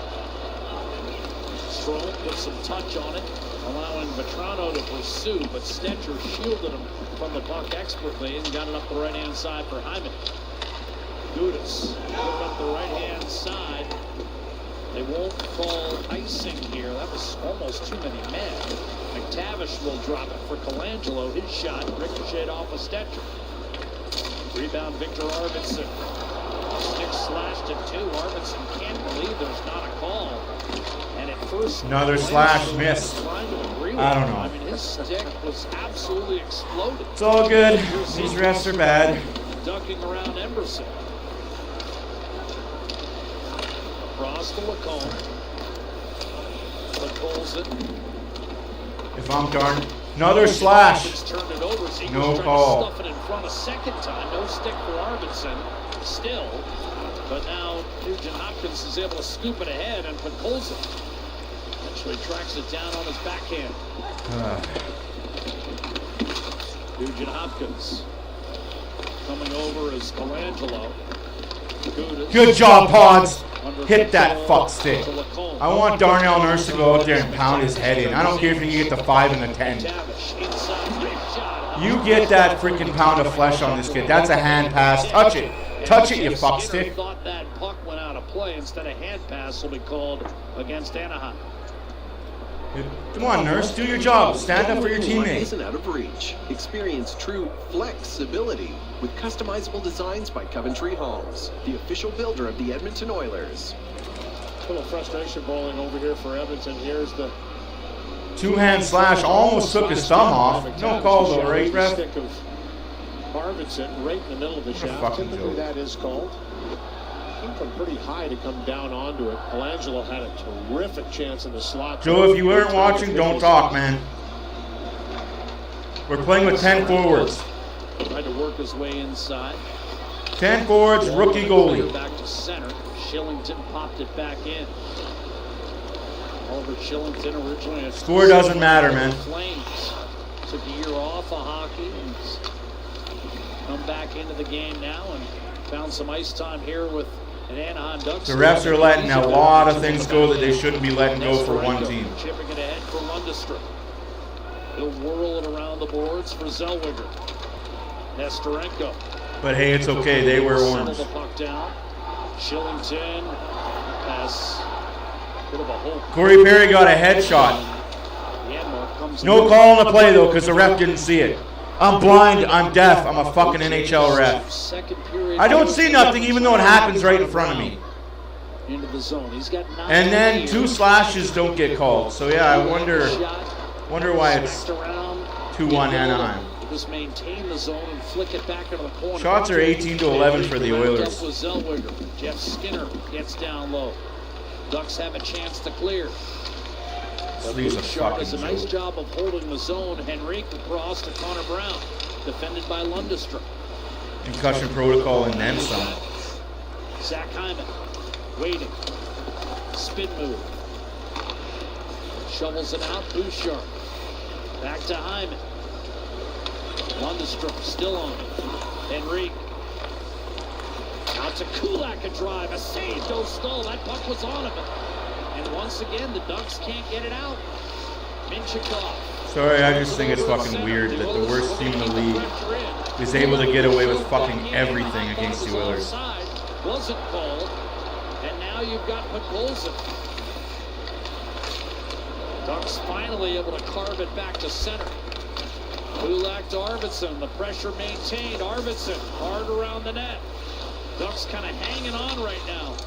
Nugent Hopkins, shot coming off the outside of the post. Nugent Hopkins continuing to battle. Ducks are exhausted. And then Kulak takes his eye off it. Anaheim will get a change here. It's a long one in the second period. Bouchard trying to catch the Ducks. I can't wait for it. With a feed ahead for Edmonton Arvidsson. to come back. Close quarters with Lacombe. Punched it up the left-hand side for Carlson. Won't get there. Emerson up to Podkolzin. Arvidsson driving. It's not that. You're not allowed to. Joe, you're not allowed to. You honestly think if you were allowed to, Torts would have done it more? Like, you guys honestly don't understand about fines and chicken shits and bad coaching. I'm sorry, but that's just not the fucking case. Because not only that, like, I'm going to tell you right now. Let's say I'm the coach of the Edmonton Oilers, and I go off on the refs. Guess what happens to my team for the rest of the year and maybe the rest of next year? I don't get the fucking calls. I get told, shut the fuck up and sit the fuck down. I don't get the benefit of the call. I don't even get a benefit of the blatant ones. Why? Because my coach said something. Why do you think it is that Draisaitl and McDavid don't get calls with certain refs? Because they said something to those refs, and the refs are fucking premature babies. So don't come in here and tell me that Knobs is too chicken shit to say it. Take the fine. Okay, take the fine. So now with 5 games left to go in the season, take the fine. All right, cool. I took the $50,000 fine. It's being paid for by the fans, maybe Daryl Cates himself. But now my team is not going to get a call, and actually going to get more calls against them because I said something late in the year. And the refs in the NHL are a bunch of soft fucking bitches. Edmonton bench, Anaheim will get a change and try to change momentum. Here's Zach Hyman back into the race. It's been 7 years since McDavid mocked that ref. And every time he refs the Oilers, look what happens to the Oilers. They don't get calls. It's a joke. It's been 5 since Draisaitl mocked the other ref. Every time he refs, it's a joke. League knows it. They don't care. I'm just saying, like, yes, it'd be cool. And that ref does. That's the worst part about it, is these refs. Chris Lee and Kelly Sutherland work the playoffs. And they will work the Oilers-Kings series. I will bet bottoms. I'll bet dollars to donuts. You're going to see Chris Lee and Kelly Sutherland ref the Kings-Oilers series. It sucks that the refs have so much power and so much anonymity in any league, but it's worse in the NHL.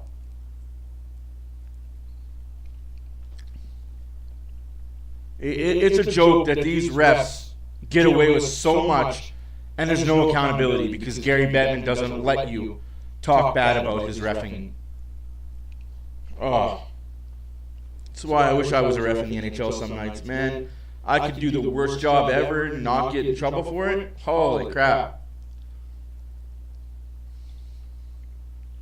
And then if you badmouth me, like, you don't even have to say anything. Go eat another donut, right? Like, you don't even have to say anything to me. You could look at me sideways and I'll give you an extra 2 minutes. I'm having marital problems at home. My kids are being dipshits.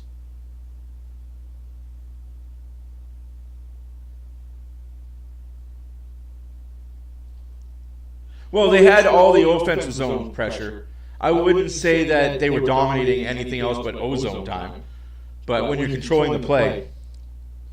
I'm just saying, man, like, if I could be a ref for even one season, man, the changes I would make in officiating,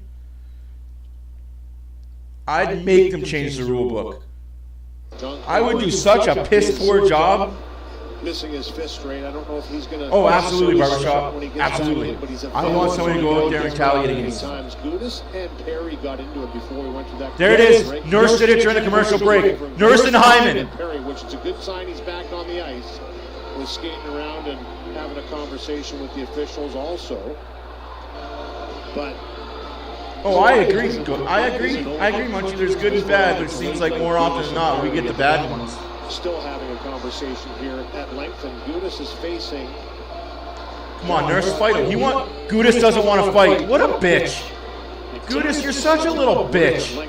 Nurse is trying to fight him, and Gudis is like, no, I don't want to fight. Off the draw, though. Here's Podkolzin trying to center. Was there, but the pass broken up intent for Nugent Hopkins. Drive.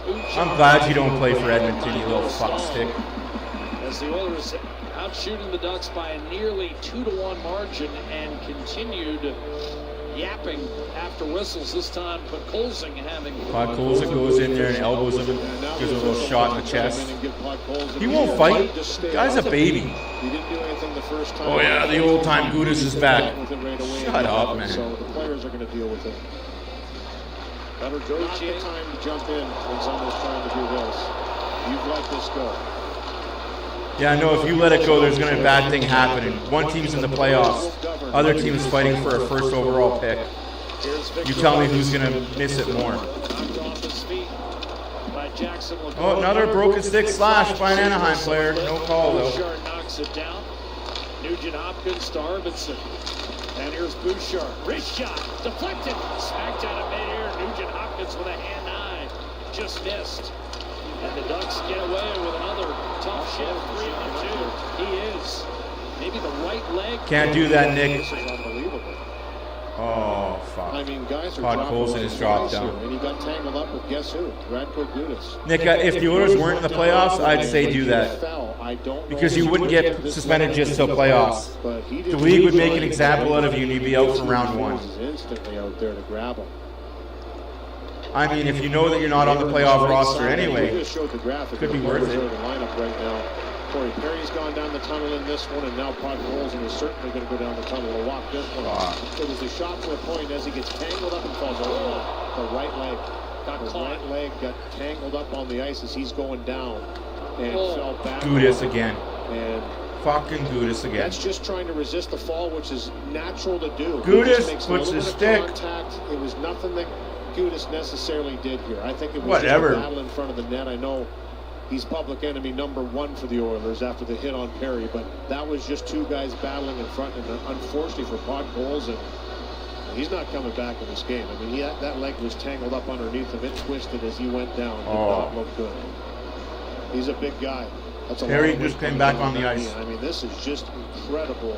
Perry's back, but Pod Colson's down to the Right now, tunnel. Edmonton is suffering. The Holy players, fuck. It's almost every game somebody seems to be leaving.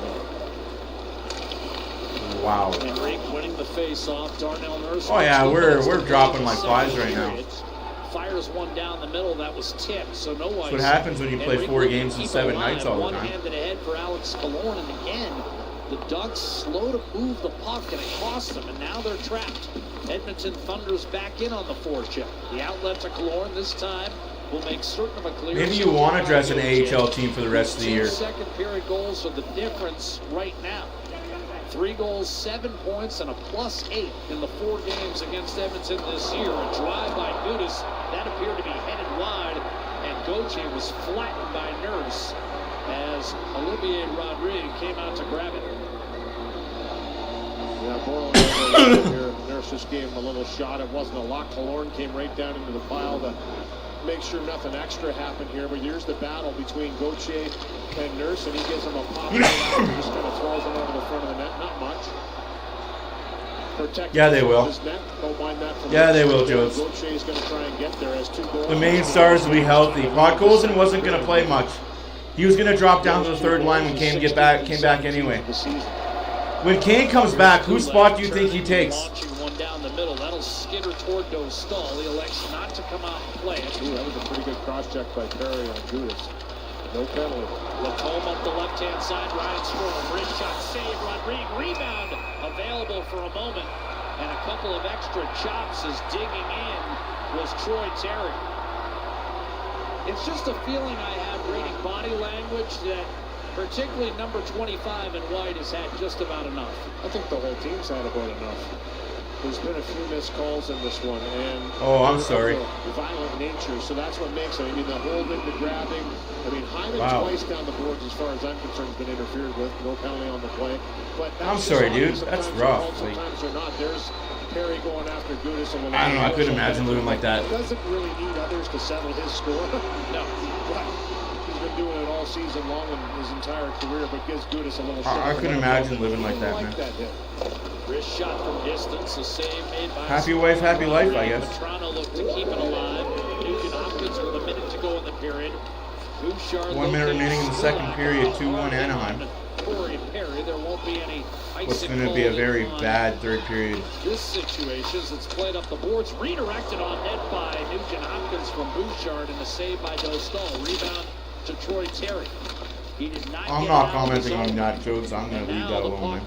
Pops free to Corey Perry. Just my.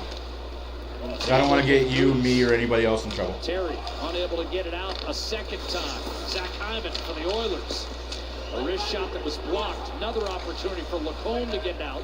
Spun away from Nugent Hopkins. Edmonton at the end of a shift. Gudis with 15 seconds to go. I agree. Ryan Strome. He'll toss it in as he was popped upon release. Bouchard turned and lobbed it back through the middle, and then he was flattened in the corner. And there's going to be a penalty. Strome? Yep, it's going to be Strome as he took a high hit on Bouchard when he came down. Too little, too late there, ref. Game management a little too late. Look at this. Goes after Kapanen, who gave it a Speaking of what Kapanen doesn't do, he just took up for his teammate. Over and you have nobody, and I mean nobody to blame more than the officials on the ice tonight. Yeah, So, blame the officials for what's going on right now. Control your game, you fucking idiots. Trying to get in there. I think he's ready to go with someone, and this one is ready to explode. Wrestling. Pushing. Get it done. Look at this dumb fuck ref. Get away, I'm gonna stand in the whistle. Whistle, whistle, whistle. I'm gonna stand in the dot, whistle, whistle. Meaningful blows exchanged. Get in there and do something. Now Ryan Strome is a guy who will fight, but he's in the box. Get in there and do something. He's reacting off of his Toronto. shots were taken on Gudis, rightfully so, and he said, I'm going to give a couple shots too. Took a heavy I wish, man. It was a I good wish I had a run, cure and for it took a snoring. healthy run. I'd be filthy rich if I did. And when he came down with a cross-checking motion towards the head. Definitely a penalty. That was the initial call that was going to go to Ryan Strome. And you're right. He's not a guy that's afraid to drop gloves. He'll get in there physically. I don't like all this stick work and high hits, though. I'd rather see the gloves come off here, and I think it's about time that happens. Initial call is to Strome, and then we'll sort out the rest. So there's a pretty good high hit on Bouchard. And then he cross-checks him in the face again. What are you doing, you stupid fuckstick? Checking nature, and that's where the hand went up afterwards, and then everybody comes in, and this is him grabbing. So he wasn't going to get a call on the initial hit. The ref thought that was a good idea. He was getting the call for the cross-check. He was given the call for the another hit from behind by Gudis. Dude, you're a fucking idiot. If the refs don't control what's going on, somebody's going to leave in a freaking stretcher. And when this thing does boil over, like I said, Munchie, you're an idiot. When was the last time you seen a Toronto Maple Leaf fight? 19 never ever happened. Fuck, you're dumb, man. Like I said, whatever drugs you're on and whoever's supplying you, you might need to get more. Because they're not that good. Yet to be sorted by Kendrick Nicholson What and a Michael joke. Markman.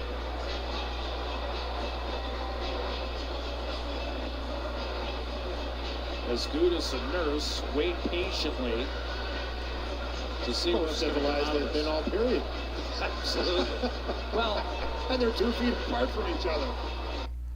2-1 after 2 for the Anaheim Ducks, and what a game is going to be getting out of hand. This game is going to get way out of hand in the third period unless the refs figure out how to calm it down. But I think you missing that call and not even talking about it is going to be the detriment of this game. 4-minute power play for the Oilers apparently, but I think that's going to change.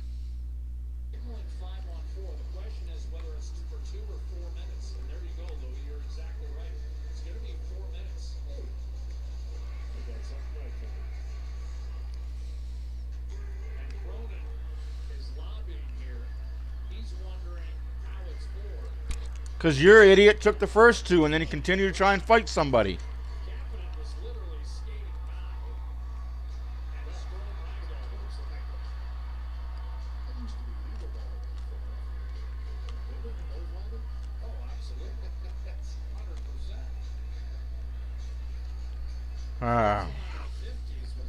I appreciate you being here, Munchie.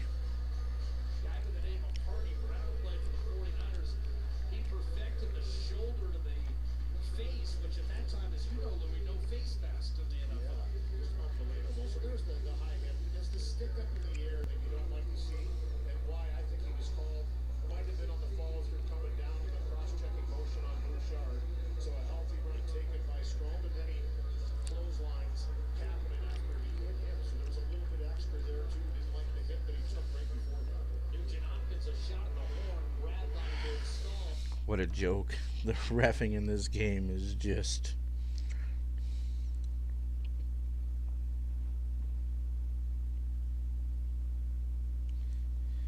I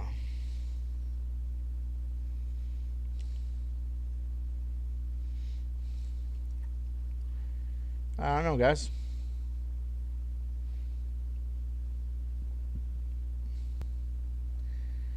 And a mean nothing game for one team. They're the team that's going to do it all.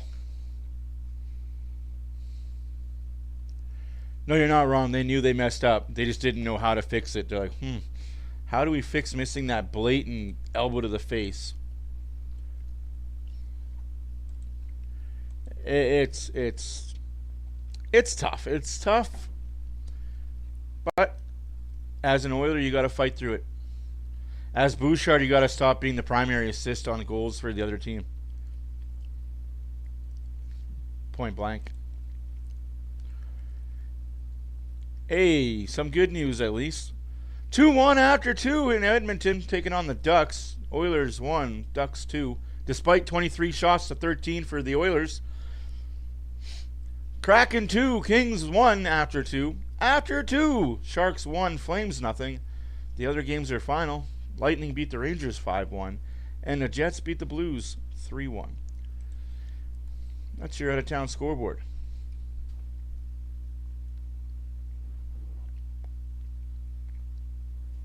I agree, Epic. This is a power play to score. I will be right back. I got to go help out upstairs with something quick. But enjoy the smooth sounding of the Ritz.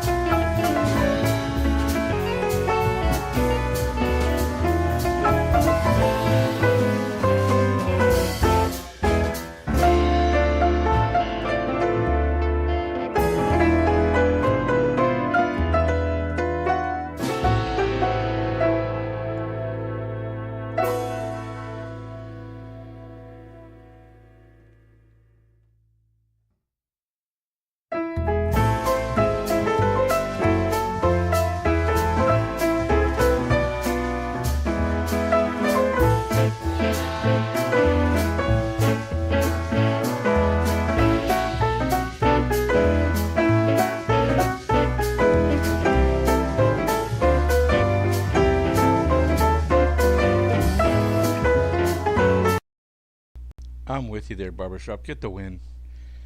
Get the win. By hook or by crook, get the win tonight. Go on cruise control for the rest of the year. And that's that. Although, you know what? Lose tonight. Flames lose tonight. We get the win on Wednesday against St. Louis. We're in the playoffs.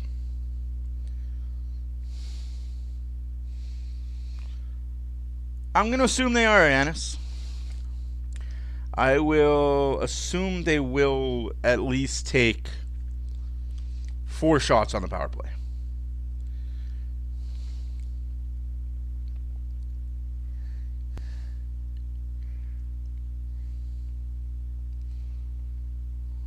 Oh, you dirty dog.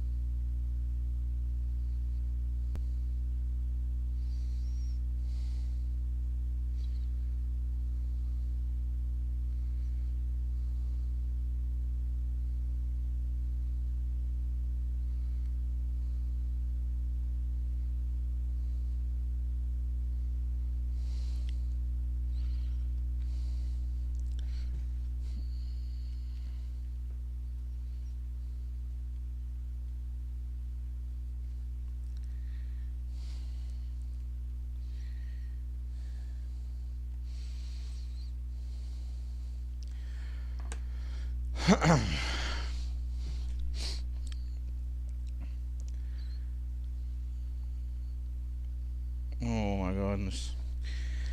I'm just going to ignore everything you say for a while there, buddy. It's best. It's in my best interest. It's in your best interest. It's in our best interest if I just ignore you for the rest of the night. Feel free to comment, but I will not be reacting to it.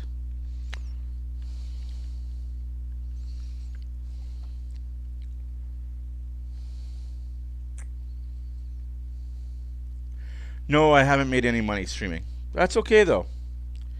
One day, that's the goal, to make money. I could make money on TikTok if I went live. I've got over 1,000 followers there. If I went live on TikTok, I could make easy $100 a month. But until I put money onto my credit card and stream dually,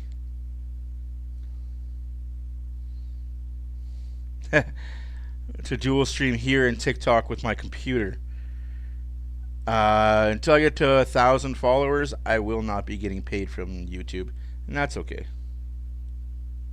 You didn't say anything bad. Who said something bad about what now? I missed everything you said. I was not available. 15 greens in regulation. My career. I don't know. These refs are gonna. These refs are gonna dictate a lot coming up. Well, the Condors have nobody in the lineup. I've been watching some Condors games there, Edmund. So now that I see what's going on is these refs suck. They're very one-sided, and unfortunately, it's not the side we cheer for. But Oilers got to fight through it. Yeah, Nick, you're not wrong. That's why a lot of people don't like me, is because I'm too vulgar and I am loud, and I don't know. I'm not like anybody else you've ever met or seen on streaming, and I don't want to be like everybody else.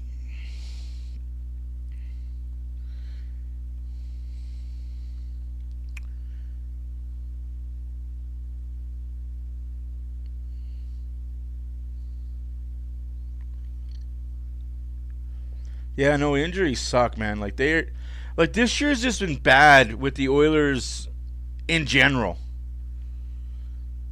Like, the NHL Oilers hurt a lot of the year. The Condors have been hurt a lot of this year. It's piling on.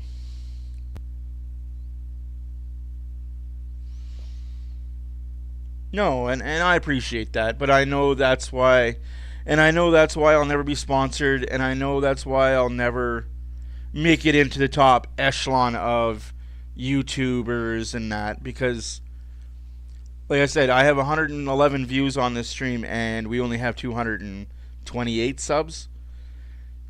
They watch, but they don't sub because I'm just a crazy guy. That's okay, though. I don't mind the looky-loos.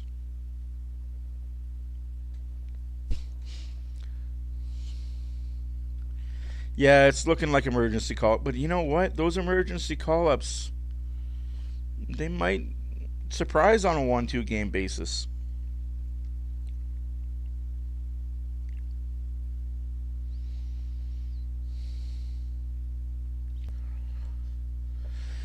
Well, unlike 07, we're going to make the playoffs and go deep in the playoffs. It's just weathering the storm while our top guys are resting. And I can't even say resting. Well, our top guys are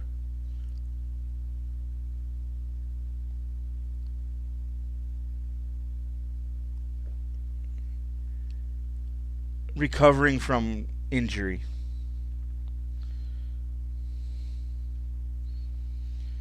But come April 20th, man, it's gonna be a pleasant show to watch.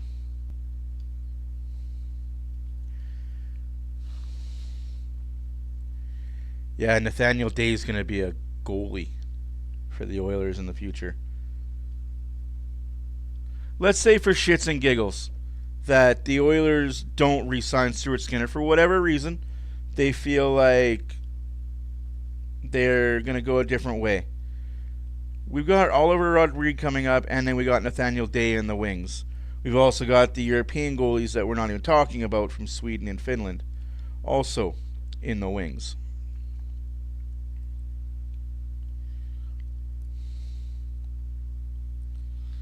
So yeah, does it suck? Absolutely, but yes, in the East Coast Hockey League team. Fort Wayne Comets. What a great...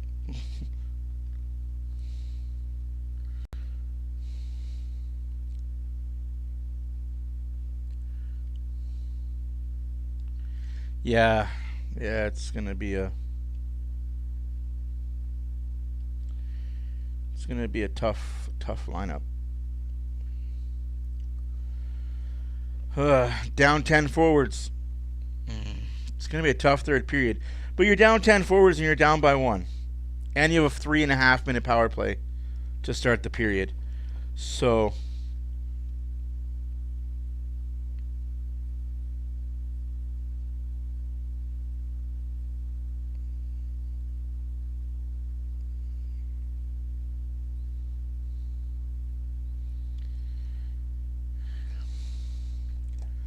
Score one quick, score one again, you got yourself the lead.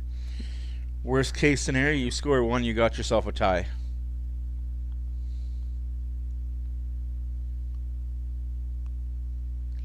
Right, Nick? Makes me jealous.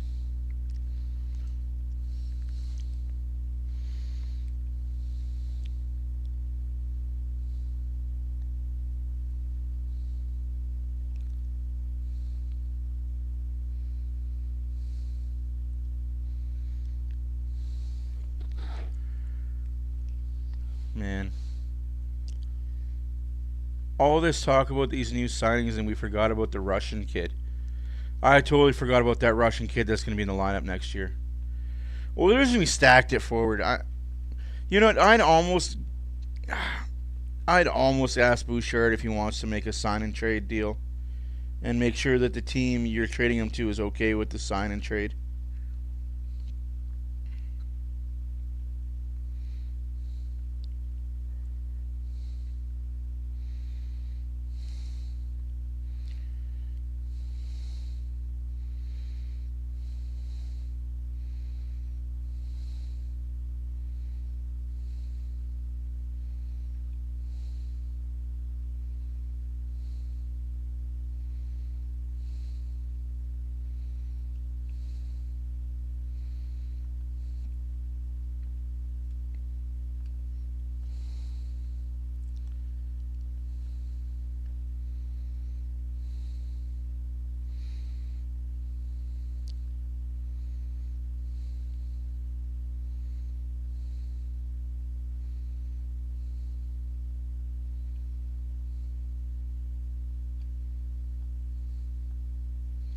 Well, third period's about to get underway.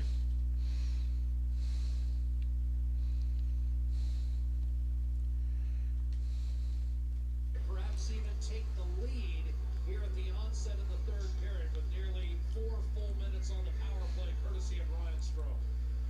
Yeah, he just went off there, and obviously he could feel the tension rising and blowing up. Look at that shot right there, 4 guys in the box loaded up. You don't see that too often in today's game, but this one got out of hand a little bit in that second period. You think it got out of hand in the second period? Just a little bit, eh? That shift, but he has the extra 4 minutes on the play, which is giving Edmonton this power play. Nugent Hopkins, Hyman, and Skinner out there with Arvidsson and Bouchard. Gavin was whistled for rub, so he's unavailable for the first half of this power play. As Lacombe forces it free, it's ripped off the glass and out by Matrona. Edmonton 5 power play goals. Matchups with Anaheim. Of course, those games included McDavid and Draisaitl, both of whom are unavailable tonight, as well as Matthias Ekholm and number 1 goaltender Stuart Skinner. Olivier Rodrigue making his starting debut tonight. Shot by Nugent Hopkins, held by Dostal, who was Hey, we have a shot. Shot counter 1. that has come his way as Edmonton is out Johnny Anaheim tonight by a nearly 2-1 margin. Solid save by Dostal here, and this shot selection by Nugent Hopkins likes to come from high to low, use the screen, and he's got Zach Hyman right on the doorstep, but Dostal swallows that one up, no rebound. Good save. Oakland Colson. Harry is out there with Henrique and Brown. Henrique, Brown, Perry, Nurse, and Woolman on the power play. Oh, wow, what a power play. Gauthier. It's Adam Henrique pulling the face-off back for Darnell Nurse. Guides one over Brown. to Connor Brown. Shoot. No shot. Nearly gave Brown. it away. Got it back for Adam Henrique. who tipped Nurse, one no against shot. Dostal in the first. Nurse shoots. By Nurse, so that Sends it 18 feet high and wide. Rebound, Wallman, did he hold the zone? No. Bucks muscle it back toward the Edmonton line. Change on the fly. Yeah, you're not wrong, Dow. Oilers this year with 4 come from behind wins when trailing after 2. That was 6 men on the ice for Anaheim. Not 4, not 5, 6. Loss for Gudis, who bides his time. No call on that, though. Up the Holy left-hand smokes. boards. Now in his 13th year. Gudis, as recently as 3 weeks ago, was plus 11 for this Anaheim club. But of course comes in with a decidedly negative goal differential at minus 35, but he's struggled the last 3 weeks. Perry to Bouchard, Nugent Hopkins. Trailed by Gudis, the Anaheim captain. Bouchard, Nugent Hopkins. One-timer Brown and a save made by Dostal. He elects to keep it moving. Nugent Hopkins. First power play is over. Here's Perry hard. 2 minutes left to go in the power play. And then turnover. Henry, one-timer to save. Dostal.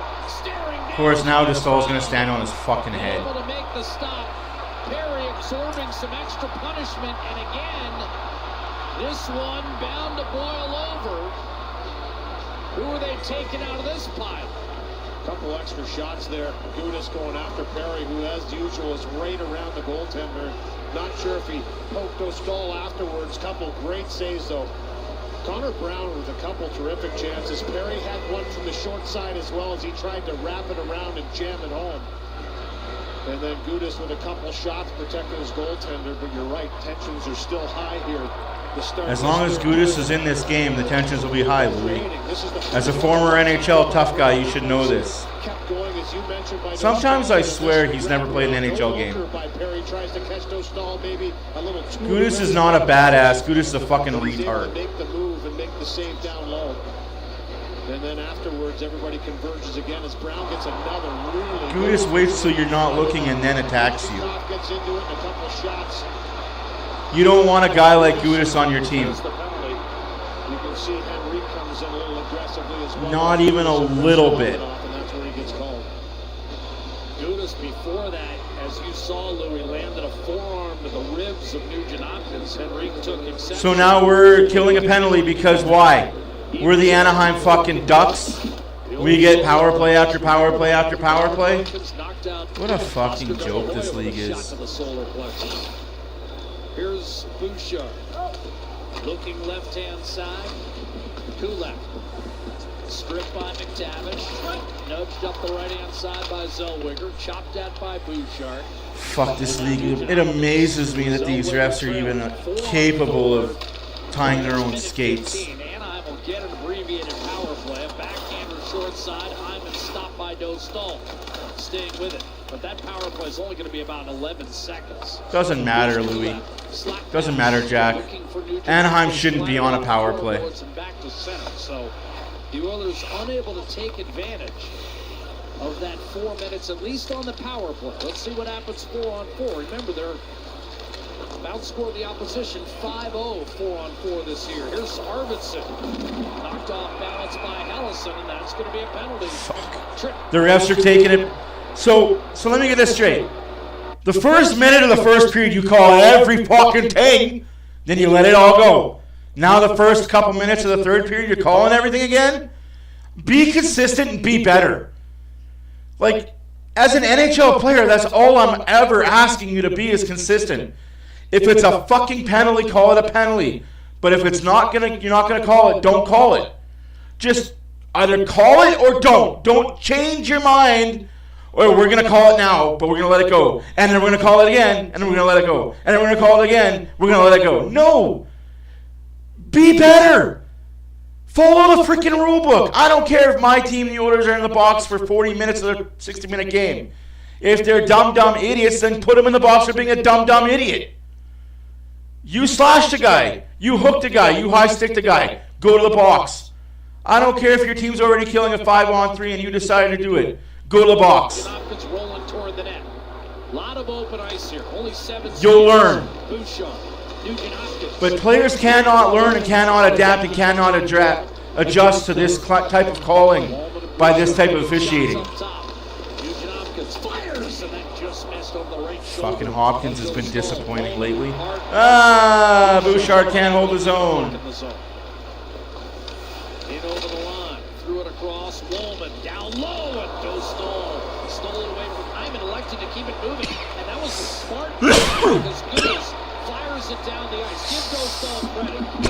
Save from a tip by Hyman, because I think he got a piece of that flubber into the zone, into the net, and he kind of changed the direction, but he was right there to close it out. Right, like just be consistent. Either be consistently missing everything. Oh, another penalty missed. That one was blatant. Like I said, don't just freaking call when you feel like calling it. Like Hyman and Hopkins have been invisible the last couple games. When we needed you guys to show up in LA, you didn't. When we need you guys to show up here, you haven't. 5-on-4 for another 43 seconds. Another solid save by Dostal to swallow that up in the glove hand side from Nurse. But here's this what I'm talking about. Walden just kind of chucks it towards the net and the stick. No, I agree. He just makes it easy to pick on him because he just doesn't do. Like that's a penalty though. No call again to Killorn. Like that's terrible. It was dug so deep into Arvidsson. Here's the wrister by Nurse and handled with the glove. And Dostal, he's been good with the glove. This reminds me of a game you and I did 2 years ago in Chicago, where there were, 16 power plays on that one. Edmonton won a sloppy affair, I believe 5-4. This one has the same kind of feel. Gudis. Gauthier. Nothing's easy out there. Did not get it out. Darnell Nurse. Another failed clear by the Ducks, who've had a propensity for that throughout tonight's game. Nurse to Connor Brown. Woolman. A drive, and that was blocked. Rebound picked up, squirts into the slot.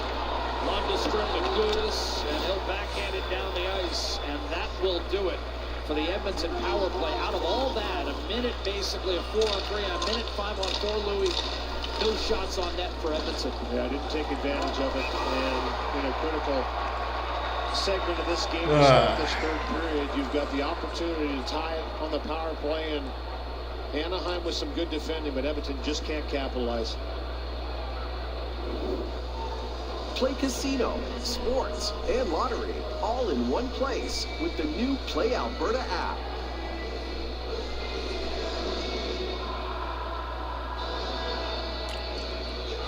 Joe Stahl talked about it as the only 3 wins Anaheim's managed in the last 14 meetings between these two clubs, and 2 of those this year. Kapanen wins a faceoff. Bouchard, a blast, and that rocketed up on the plexi. Max Jones won a battle with Colangelo. Here's Kapanen moving toward the middle, stripped, and it's a breakaway. Mason McTavish against Rodriguez. He scores. He hooked him and got away with it and scored a goal. 3-1. He hooked him, got away with it, and scored a goal. McTavish had a pair the last time these 2 clubs squared. How the hell does that happen? He hooked him, got away with it, and scored a goal.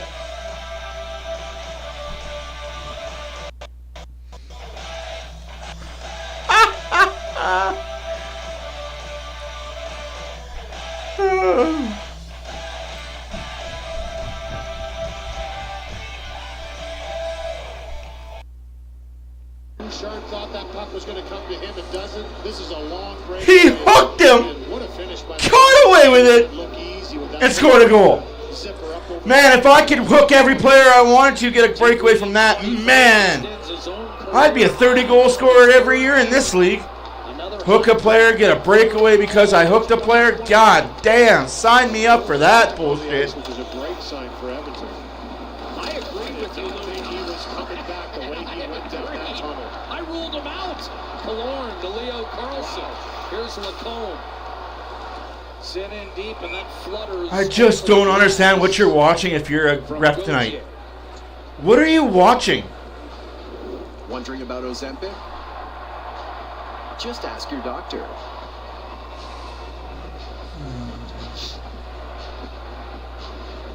Another look at this goal. Yeah, let's show it again. Let's show how. But notice how they didn't show how he hooked Kapanen in the hands and took the puck. Don't show that part, right, Sportsnet? Don't show the penalty that was taken. Play shot makes it 3-1. Great finish. Good shot by Terry. His stick exploded on him. The save was made by Rodriguez. And now here's Lundestrom crossing, shooting, and a glove save on Eric, Zellweger made. They're trying to fight. After every whistle, during every commercial break, they're talking to an Anaheim player trying to fight. And every single Anaheim player is not dropping the gloves. I'm watching it on the Anaheim feed. They have a better version of what's going on in the game because Sportsnet's a fucking joke. They don't actually go to commercial breaks in the Anaheim feed. They're actually showing you what's going on in the arena. Nurse is chasing around Gudas trying to fight. Perry's asked him 5 times since this period started to fight. Hyman is even asking Gudas to fight. Gudas is not fighting. He'll sit there and yap his big fucking mouth, though. He'll yap his big fucking mouth at you when the ref is standing near you, but he won't fight you. Nurse is over there slashing him in the back of the legs, getting him to fight. He won't fight, to the point where the ref comes over and tells Nurse, slash him again, you're getting a 2-minute penalty. But Gudas won't fight. So I'm sorry, but you can take that comment and stick it. They're trying to, but the other team doesn't fight. So what do you want to do when you, what happens when you fight and the other team doesn't? Joe, you're so fucking wrong. Like, I'm sorry, but the Oilers are not 1 year away from imploding. They're 7 years away from another 7 years away. Like, it's just comments like that that don't make sense.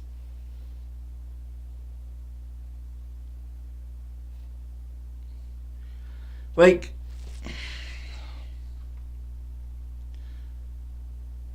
it's tough to have comments like that. Like, oh man, I don't get fans. I'm not trying to pick on you. Fans in general that say this team is going to implode and this team sucks. I don't get it. Like, pay attention, I guess. Like, it's just baffling to me, comments of this team needs to fight and this team is soft, when they're out there trying to fight and the other team doesn't. So what happens when you're the team that's trying to fight, the other team doesn't? And then when you do drop the gloves, you get the 5, you get the 10, you get the game, and the other player Oilers updating that shot clock. gets 2 minutes for getting beat up. 31 to 14 If that. are on the short end. 3-1 is Skinner. Gives way to Connor Brown. Beautiful change of pace, circling. No lane in the middle, though. Stetcher does well to hold the zone. Yeah, I don't understand it, man. Like, Skinner eludes Zellweger. Center's one-timer and a save made. Janmark was there, and I think a combo got him, including Dostal's stick. Zellweger able to take it away. it's just, I get that the officiating is bad, and I get it doesn't look like the Oilers are asking to fight, but they are, and they have. And every Anaheim player they've skated by and asked to fight has turned them down. Because Anaheim's not full of fighters. They're full of big lip service people. I'll talk a big game until I have to drop the gloves, and then they're glued to my hands. Cross-checking call. Great work down low. Oilers get another power play, so what? I mean, he's the one that sent that out for a terrific look by Janmark. Zellweger, I believe, got a piece of it up over top of the net on a great chance. But what a pass. And then it's Skinner again that turns it over in the high slot. Oh, Joe, you have no fucking idea. No idea what you're talking about. Just a stick that takes that chance away from Janmark. LA doesn't stand a chance, and Vegas is going to be bounced in round one. Minnesota is going to feast on the Vegas Golden Knights. This is it right here. Need to convert on this power play. Here's the penalty, the cross-check that puts Janmark to the ice, delivered by Shillington, but the face-off win was so clean from Henrique, it squirted through Nurse. He's I'm just saying. with Wallman, and this power play in it. Yeah, you'll see.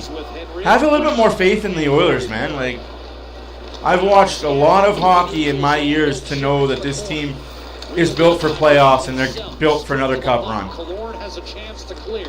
LA doesn't stand a chance. Healthy Draisaitl, healthy McDavid, healthy Kane. I'm not even talking about Friedrich. A healthy Ekholm. Has won 13 of 18 draws tonight. The first one, a little too clean. Knocked down by Dostal. And a clear by Gudas. No, you're not wrong. Now's the time for Bouchard to take a slap shot that hits the net. Is so far and away Anaheim's best player tonight. It's not even close. Once again. Yes. Not for the first time. Really solid games against Edmonton. Hyman gives way, but Colson to Nurse. One-timer off the post from Arvidsson. Arvidsson hits the post. Off the far post, Dostal gets some help that time. That's not a what if, that's a guarantee. 11.5 minutes to go. Arvidsson in front, and Hyman misses a tip opportunity. 40 seconds. I guess we just see the world differently, Joe. I see it a way better world than you see. I don't know what made you so cynical and so kind of broke. Like, I'm not going to say broken, that's the wrong term. But see this team as anything but a good hockey team. Like I said, I guess objective and perspective. A chance to clear, and he gets it done.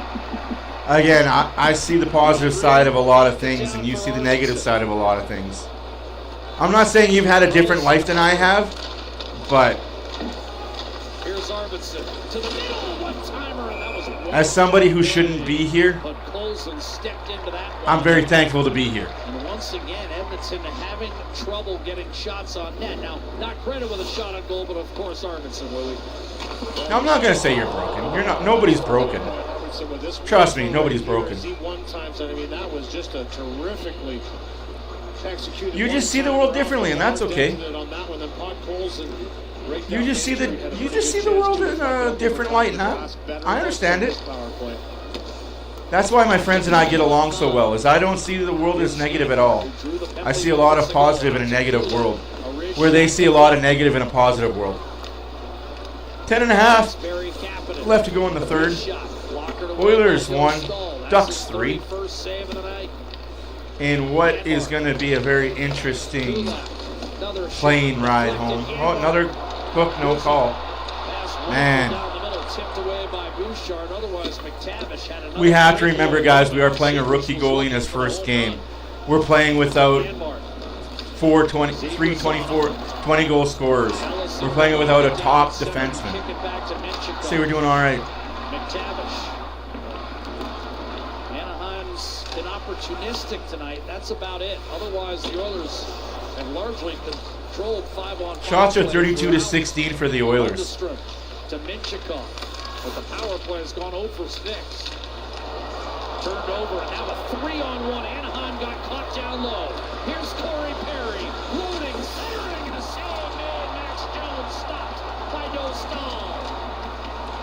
In a bid for his first goal of the season, Jones stopped. Perry's got it back. Troy Stetcher, wrist shot. And that's covered by Jones. Now in the mix with Dostal. Having made the save. Jones in the mix, Ty Emberson. And we've had a lot of this after whistles tonight. Has there ever been? And this one started en route to the net as Jones, after that great chance on the 3-on-1, the one-timer across is denied. You're not wrong, Nick. If I had the same opinion as everyone else, it would be a boring world. I totally agree with you. Pro wrestling at its finest. Hey, don't take anything away, though. Like, Anaheim's taking advantage of the opportunities they've been given. Here's the chance. Jones looking for his first as an Oiler, denied by a great read by Dostal. He's there on the hard push off the right leg. I with the glove, just gets a chunk of it and denies.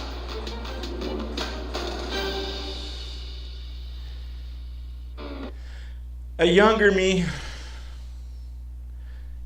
seen so much negativity and so much hurt in the world. Older me can't help but see the positive side of everything. That's the best part about being younger and seeing the stuff I've seen in the years that I've seen it.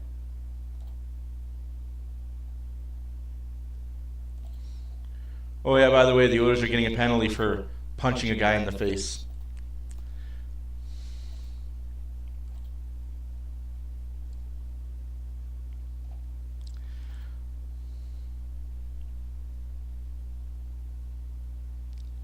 Ekholm's only sick. He's just dealing with a really bad flu, and he should be back Wednesday. We're hoping Wednesday, maybe Friday. Like, it's sounding like the Oilers are coming back Wednesday or Friday. They're all going to be healthy by next weekend. I mean, good Lord. We need them all healthy by that time.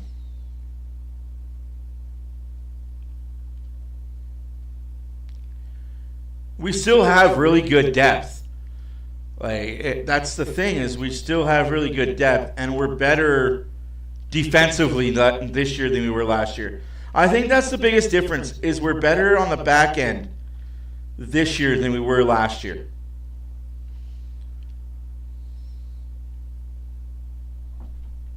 Oh, God. I guess you know all about being overpowered in the first round, eh, Toronto tough guy?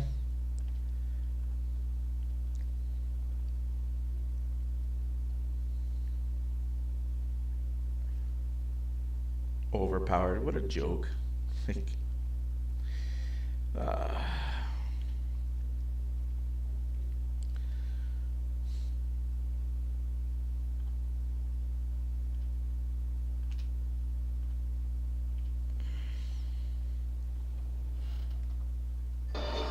Running out of real estate here with 9.5 to go. They've outplayed Anaheim most of the game. But the Ducks have finished. But that's okay. I'd rather have a worse forward group than a worse defense core. I wouldn't say the forward group is worse. We're the same. Epic. No, I wouldn't. I wouldn't take last year's squad over this year's squad. For many reasons. This year's squad is built for the long run of playoffs. Last year's was too soft. Too small. Everybody says this team is too big, too slow. In playoffs, what happens in playoff hockey? The games don't work quicker. They go slower. Playoff hockey, you need those big bodies to throw around and bang, bang, boom. That's why you play playoff hockey with a different roster than you play in the regular season. I will tell you this right now. I wouldn't want to be any team playing the Oilers round one. A pair of second period goals and then a very late offside call. I thought he was offside originally, but apparently he didn't make contact with the puck until it went to I wouldn't. Defensive play by I wouldn't at all. Gauthier was gone there over that line, I'm okay with Stetcher being the CC this year because we have a Wallman, Nurse, Ekholm, But the Anaheim Ducks have given up 30 or more shots this season. This is and familiar Kulak. territory for them trying to close this one out, and Edmonton is pushing. I get what you guys are saying, and I'm not saying you're wrong. I'm just saying that wait and see. Had no goaltender in the league has more than that. Just wait and see. Munchie, I'm not even going to address anything you have to say. Like, Third worst shot differential, Anaheim. Arvidsson shoots a save made by Dostal. Not to say there hasn't been progress made. I mean, outside of Washington, it's Anaheim who's actually made the biggest jump in points in the entire league. And that's kind of the message Greg Cronin was talking about this morning to us, is the fact that, yes, they were in the mix. The last time they beat Edmonton, the last meeting in Edmonton, they were... Joe, you're wrong and you're right. But we didn't have a Woolman to help out. We had Kulak and Cece as our third line. We had nobody help. We had Kulak and Nurse.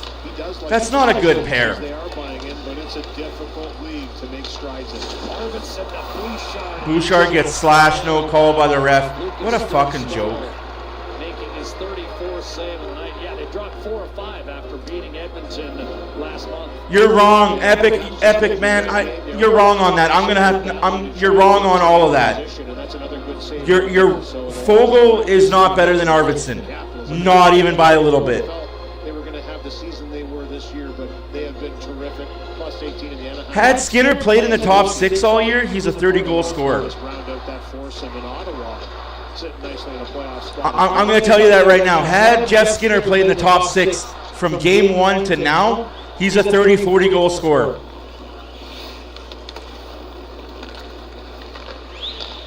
Troy Terry working his way through the neutral zone, driving to the net, denied by Rodrigue. And I will take Kapanen over McLeod. And Olivier Rodrigue keeps the game with... That's the closest one for me, McLeod and Kapanen. That is the closest one. But everyone else, I'm taking who we have compared to what we lost. Doesn't read the speed that Terry's coming in. It's a couple times he's been walked around. Gauthier on the 2-1 goal in the second period. He's had a tough night, Bouchard, tonight. But I'm saying you got to prorate those stats. How many goals does Jeff Skinner have this year? How many goals does Jeff Skinner have, and he's been a third-line player or benched for a lot of the games? You prorate that to him playing every game and getting 20 minutes a game, he's a 40-goal scorer. I respect your opinion, and I completely love what you're saying, but I got to say, I like the players we have.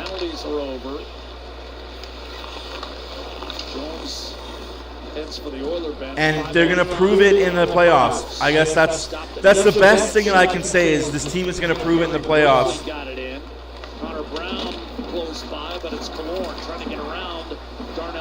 No, I don't. Knowing what I know now, I don't match Holloway at all. Not even a little bit. I don't match Holloway at all. For 2 reasons, because I know what happened behind the scenes. I guess I'm going to say it, and I don't care if I get in fucking trouble. I know what happened behind the scenes with Holloway, and I don't like him, and for that, I kind of wish the guy ill will. More his agent. I can't say the guy, but more his agent. And I'll get into it in the first commercial break. And I hate the fact that I got to be that clown to say this and talk out of school, but I'm going to have to. Emberson deflected. Perry will give it right back to him. Emberson a shot blocked. A second opportunity. Swings it down low. Centering pass. Here's a shot, but Colson, and that was blocked. But Colson. They're playing the Kings or Vegas, depending on if the Kings keep winning and Vegas keeps losing. But here, I'm gonna tell you this right quick, and I'm gonna get in trouble for this, and I don't even care anymore. There were talks. Several talks throughout the year last year. Several talks leading to before July 1. There was meetings at Holloway's house with management and some players to get Holloway signed. Holloway's agent refused. Oilers went as high as 2.1 with Holloway, knowing the situation with Kane and the LTIR that they could use. Holloway's agent said, we'll get back to you. Then Holloway and his agent said, no, we don't want that deal. And because he already gone through his arbitration rights, St. Louis came in and said, hey, we'll offer sheet to the point that it won't cost us the next tier. Knowing the Oilers were cap-strapped and couldn't afford to pay him that $4 million or $2.6 million or whatever he's getting. So yes,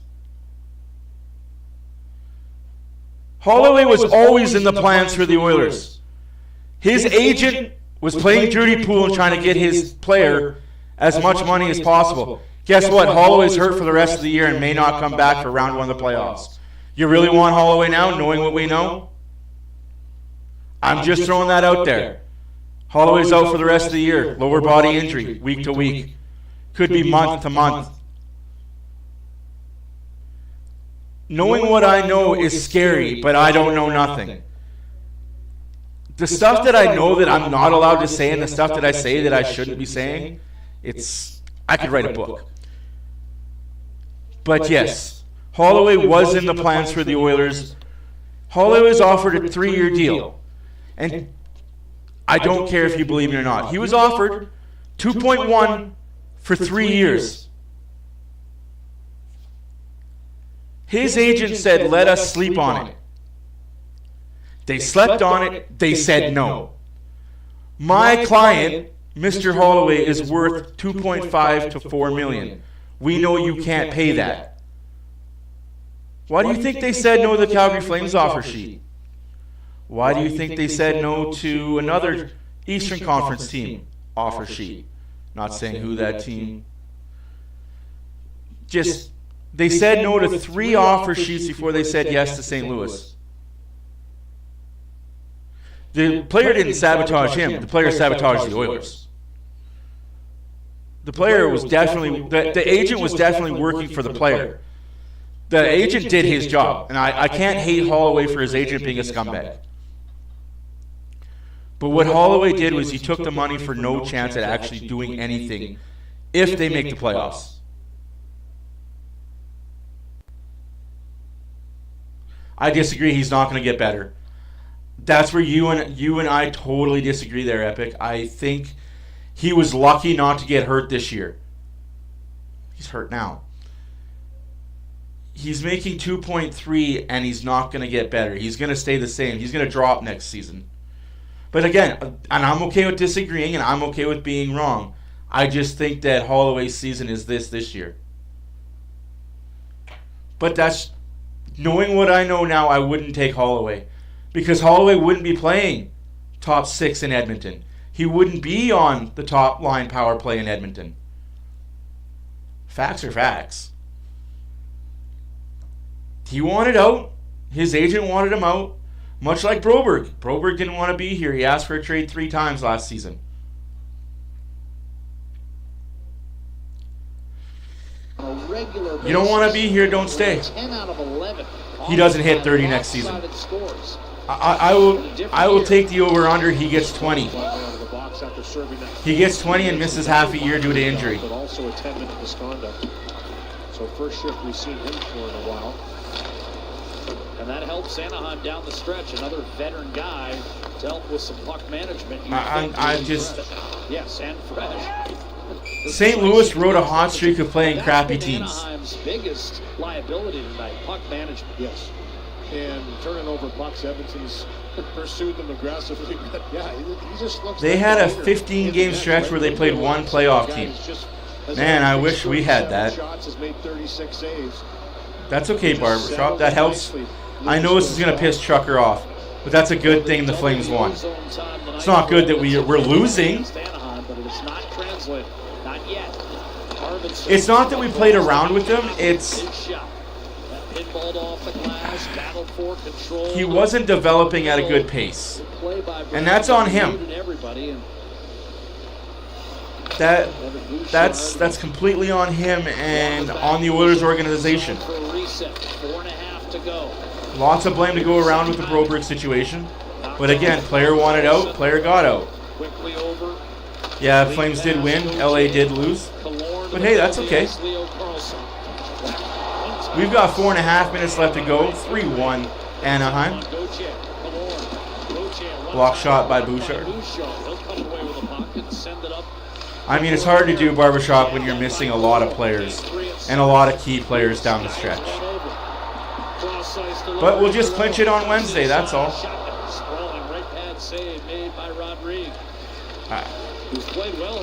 Blues lost too, absolutely. I mean, their record doesn't affect us. They could have 90 points right now and we could have 83 and they still be in a wild card. Ooh, empty net. I get to use my graphic. Yay! 6 on 5. The Oilers trail by 2. Henrique and Bouchard trade the puck. Scores! 3-2 and a healthy 3.5 to go. I think Jeff Skinner tipped that one. Jeff Skinner with the goal. What did I say? Put this kid in the lineup. He does good things.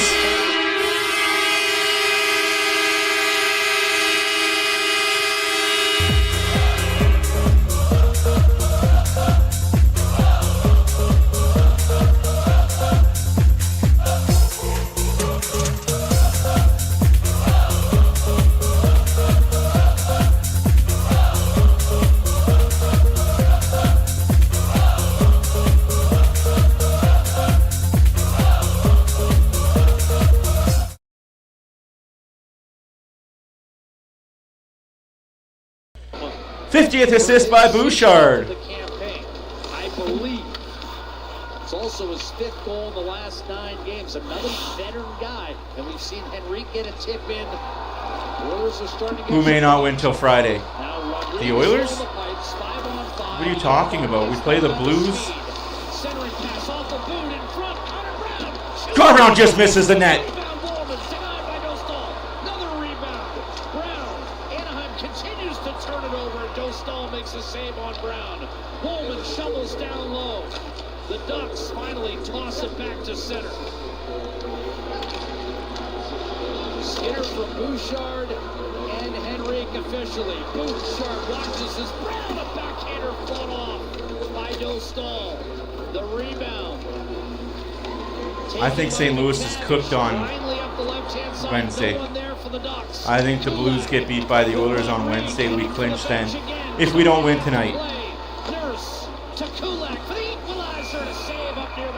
Empty net again for the Oilers. What a job to hold on to this one too. As you mentioned, it's I would agree with you, body, so he's going to kind of try. Joe. I would agree with you, except for how this game has gone and who's not in the Oilers lineup. Again, the Oilers are missing Draisaitl, they're missing Kane, they're missing McDavid.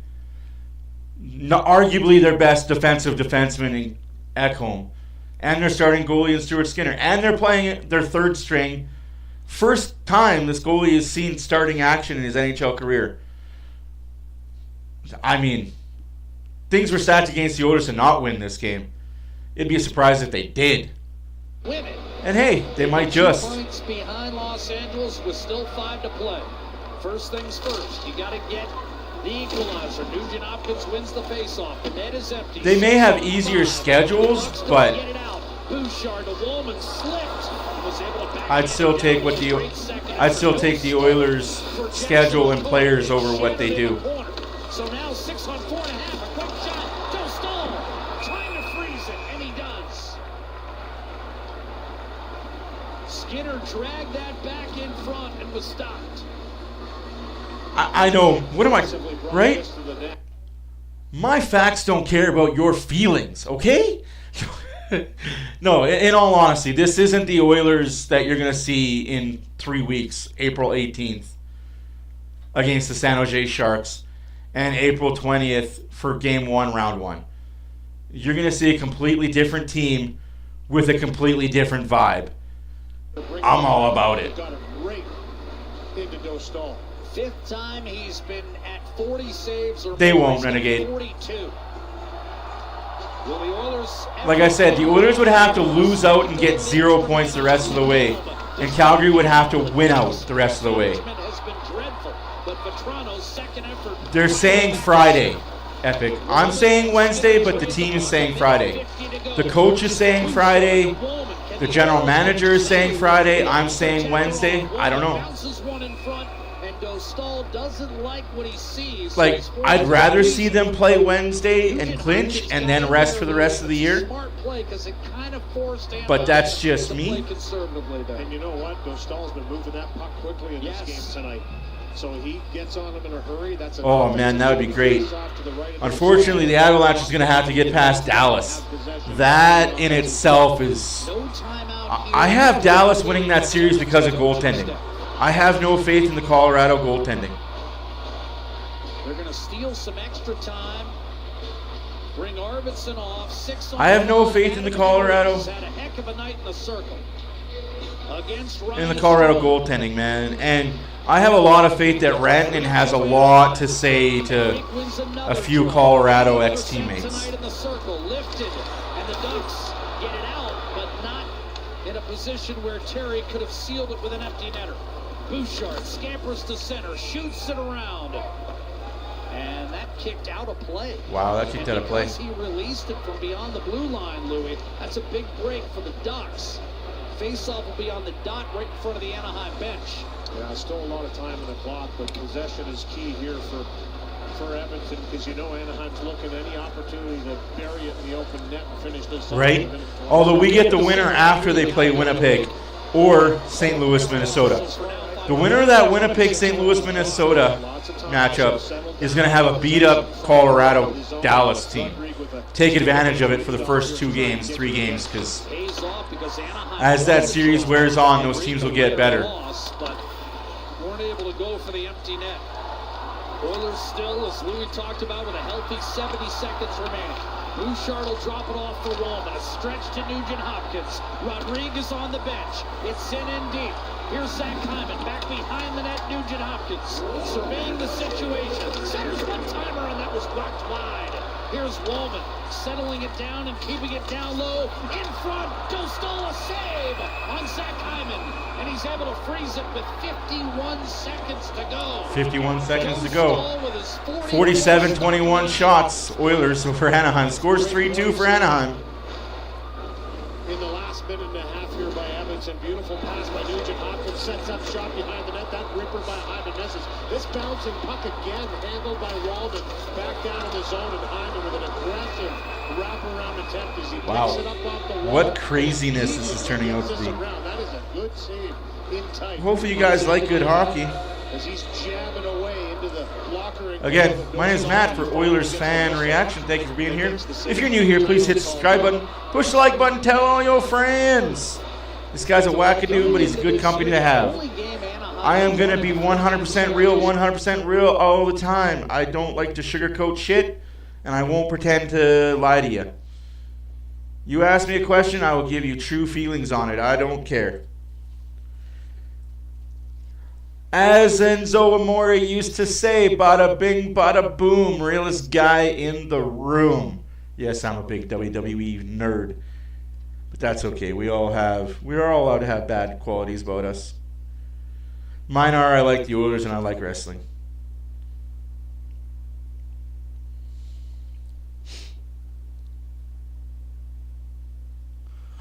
Let's get this goal, 51 seconds. I have another graphic to show too. Against Strome, Arvidsson and Nugent-Hopkins behind him. Mini donuts from the fair. Oh, it's almost fair season too, Nick.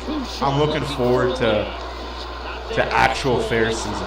Directs Nugent-Hopkins to the net, save, no stall.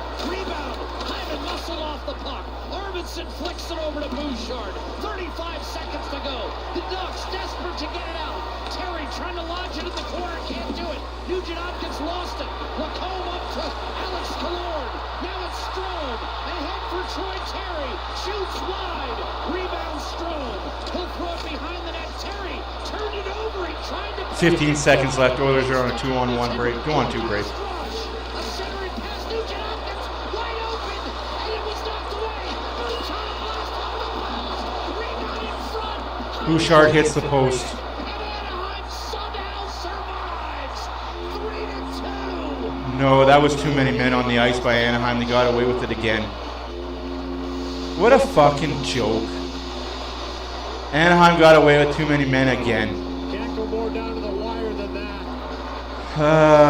Must be nice to be able to do what you want to do. One last opportunity. As the puck goes through. It is what it is, boys. When the refs don't give a fuck that you're an Edmonton Oiler.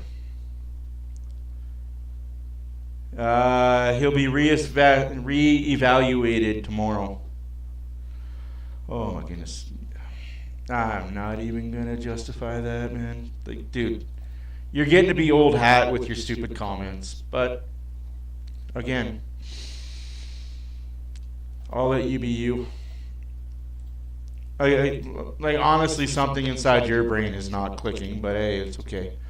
Anyways, guys, Oilers lose 3-2. That's not right either. That's not true at all.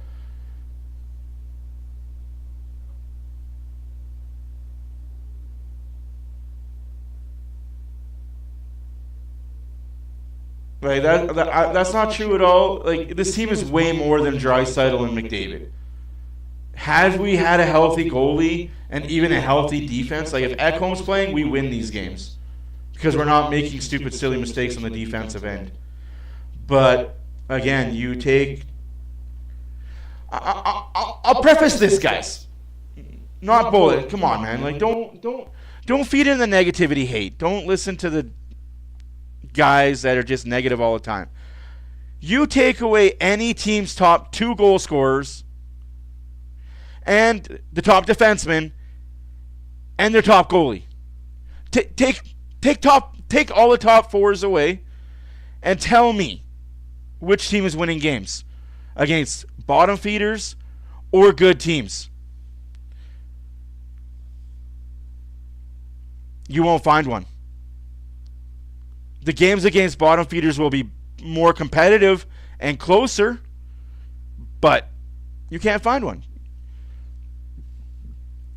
You take away from Colorado Nathan McKinnon, you take away their second leading goal scorer, you take away Cale Makar. Well, yeah, they're going to beat the Sharks on Friday because everybody's healthy. But I'm just saying, like, you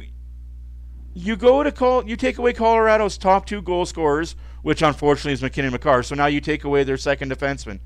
You take away Makar, Taves, and their number 1 goalie. They're not winning games. They're not even competitive in bad situation games.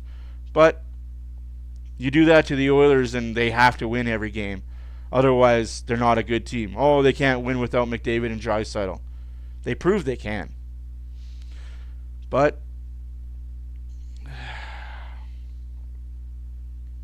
it is what it is, folks. My name is Matt for OilersFanReaction. We'll see you guys on Wednesday when the Oilers host the St. Louis Blues. That should be comical. He's getting AHL paychecks. He's not getting NHL money. But the more you know. Anyways, guys, I'm out before I get into trouble.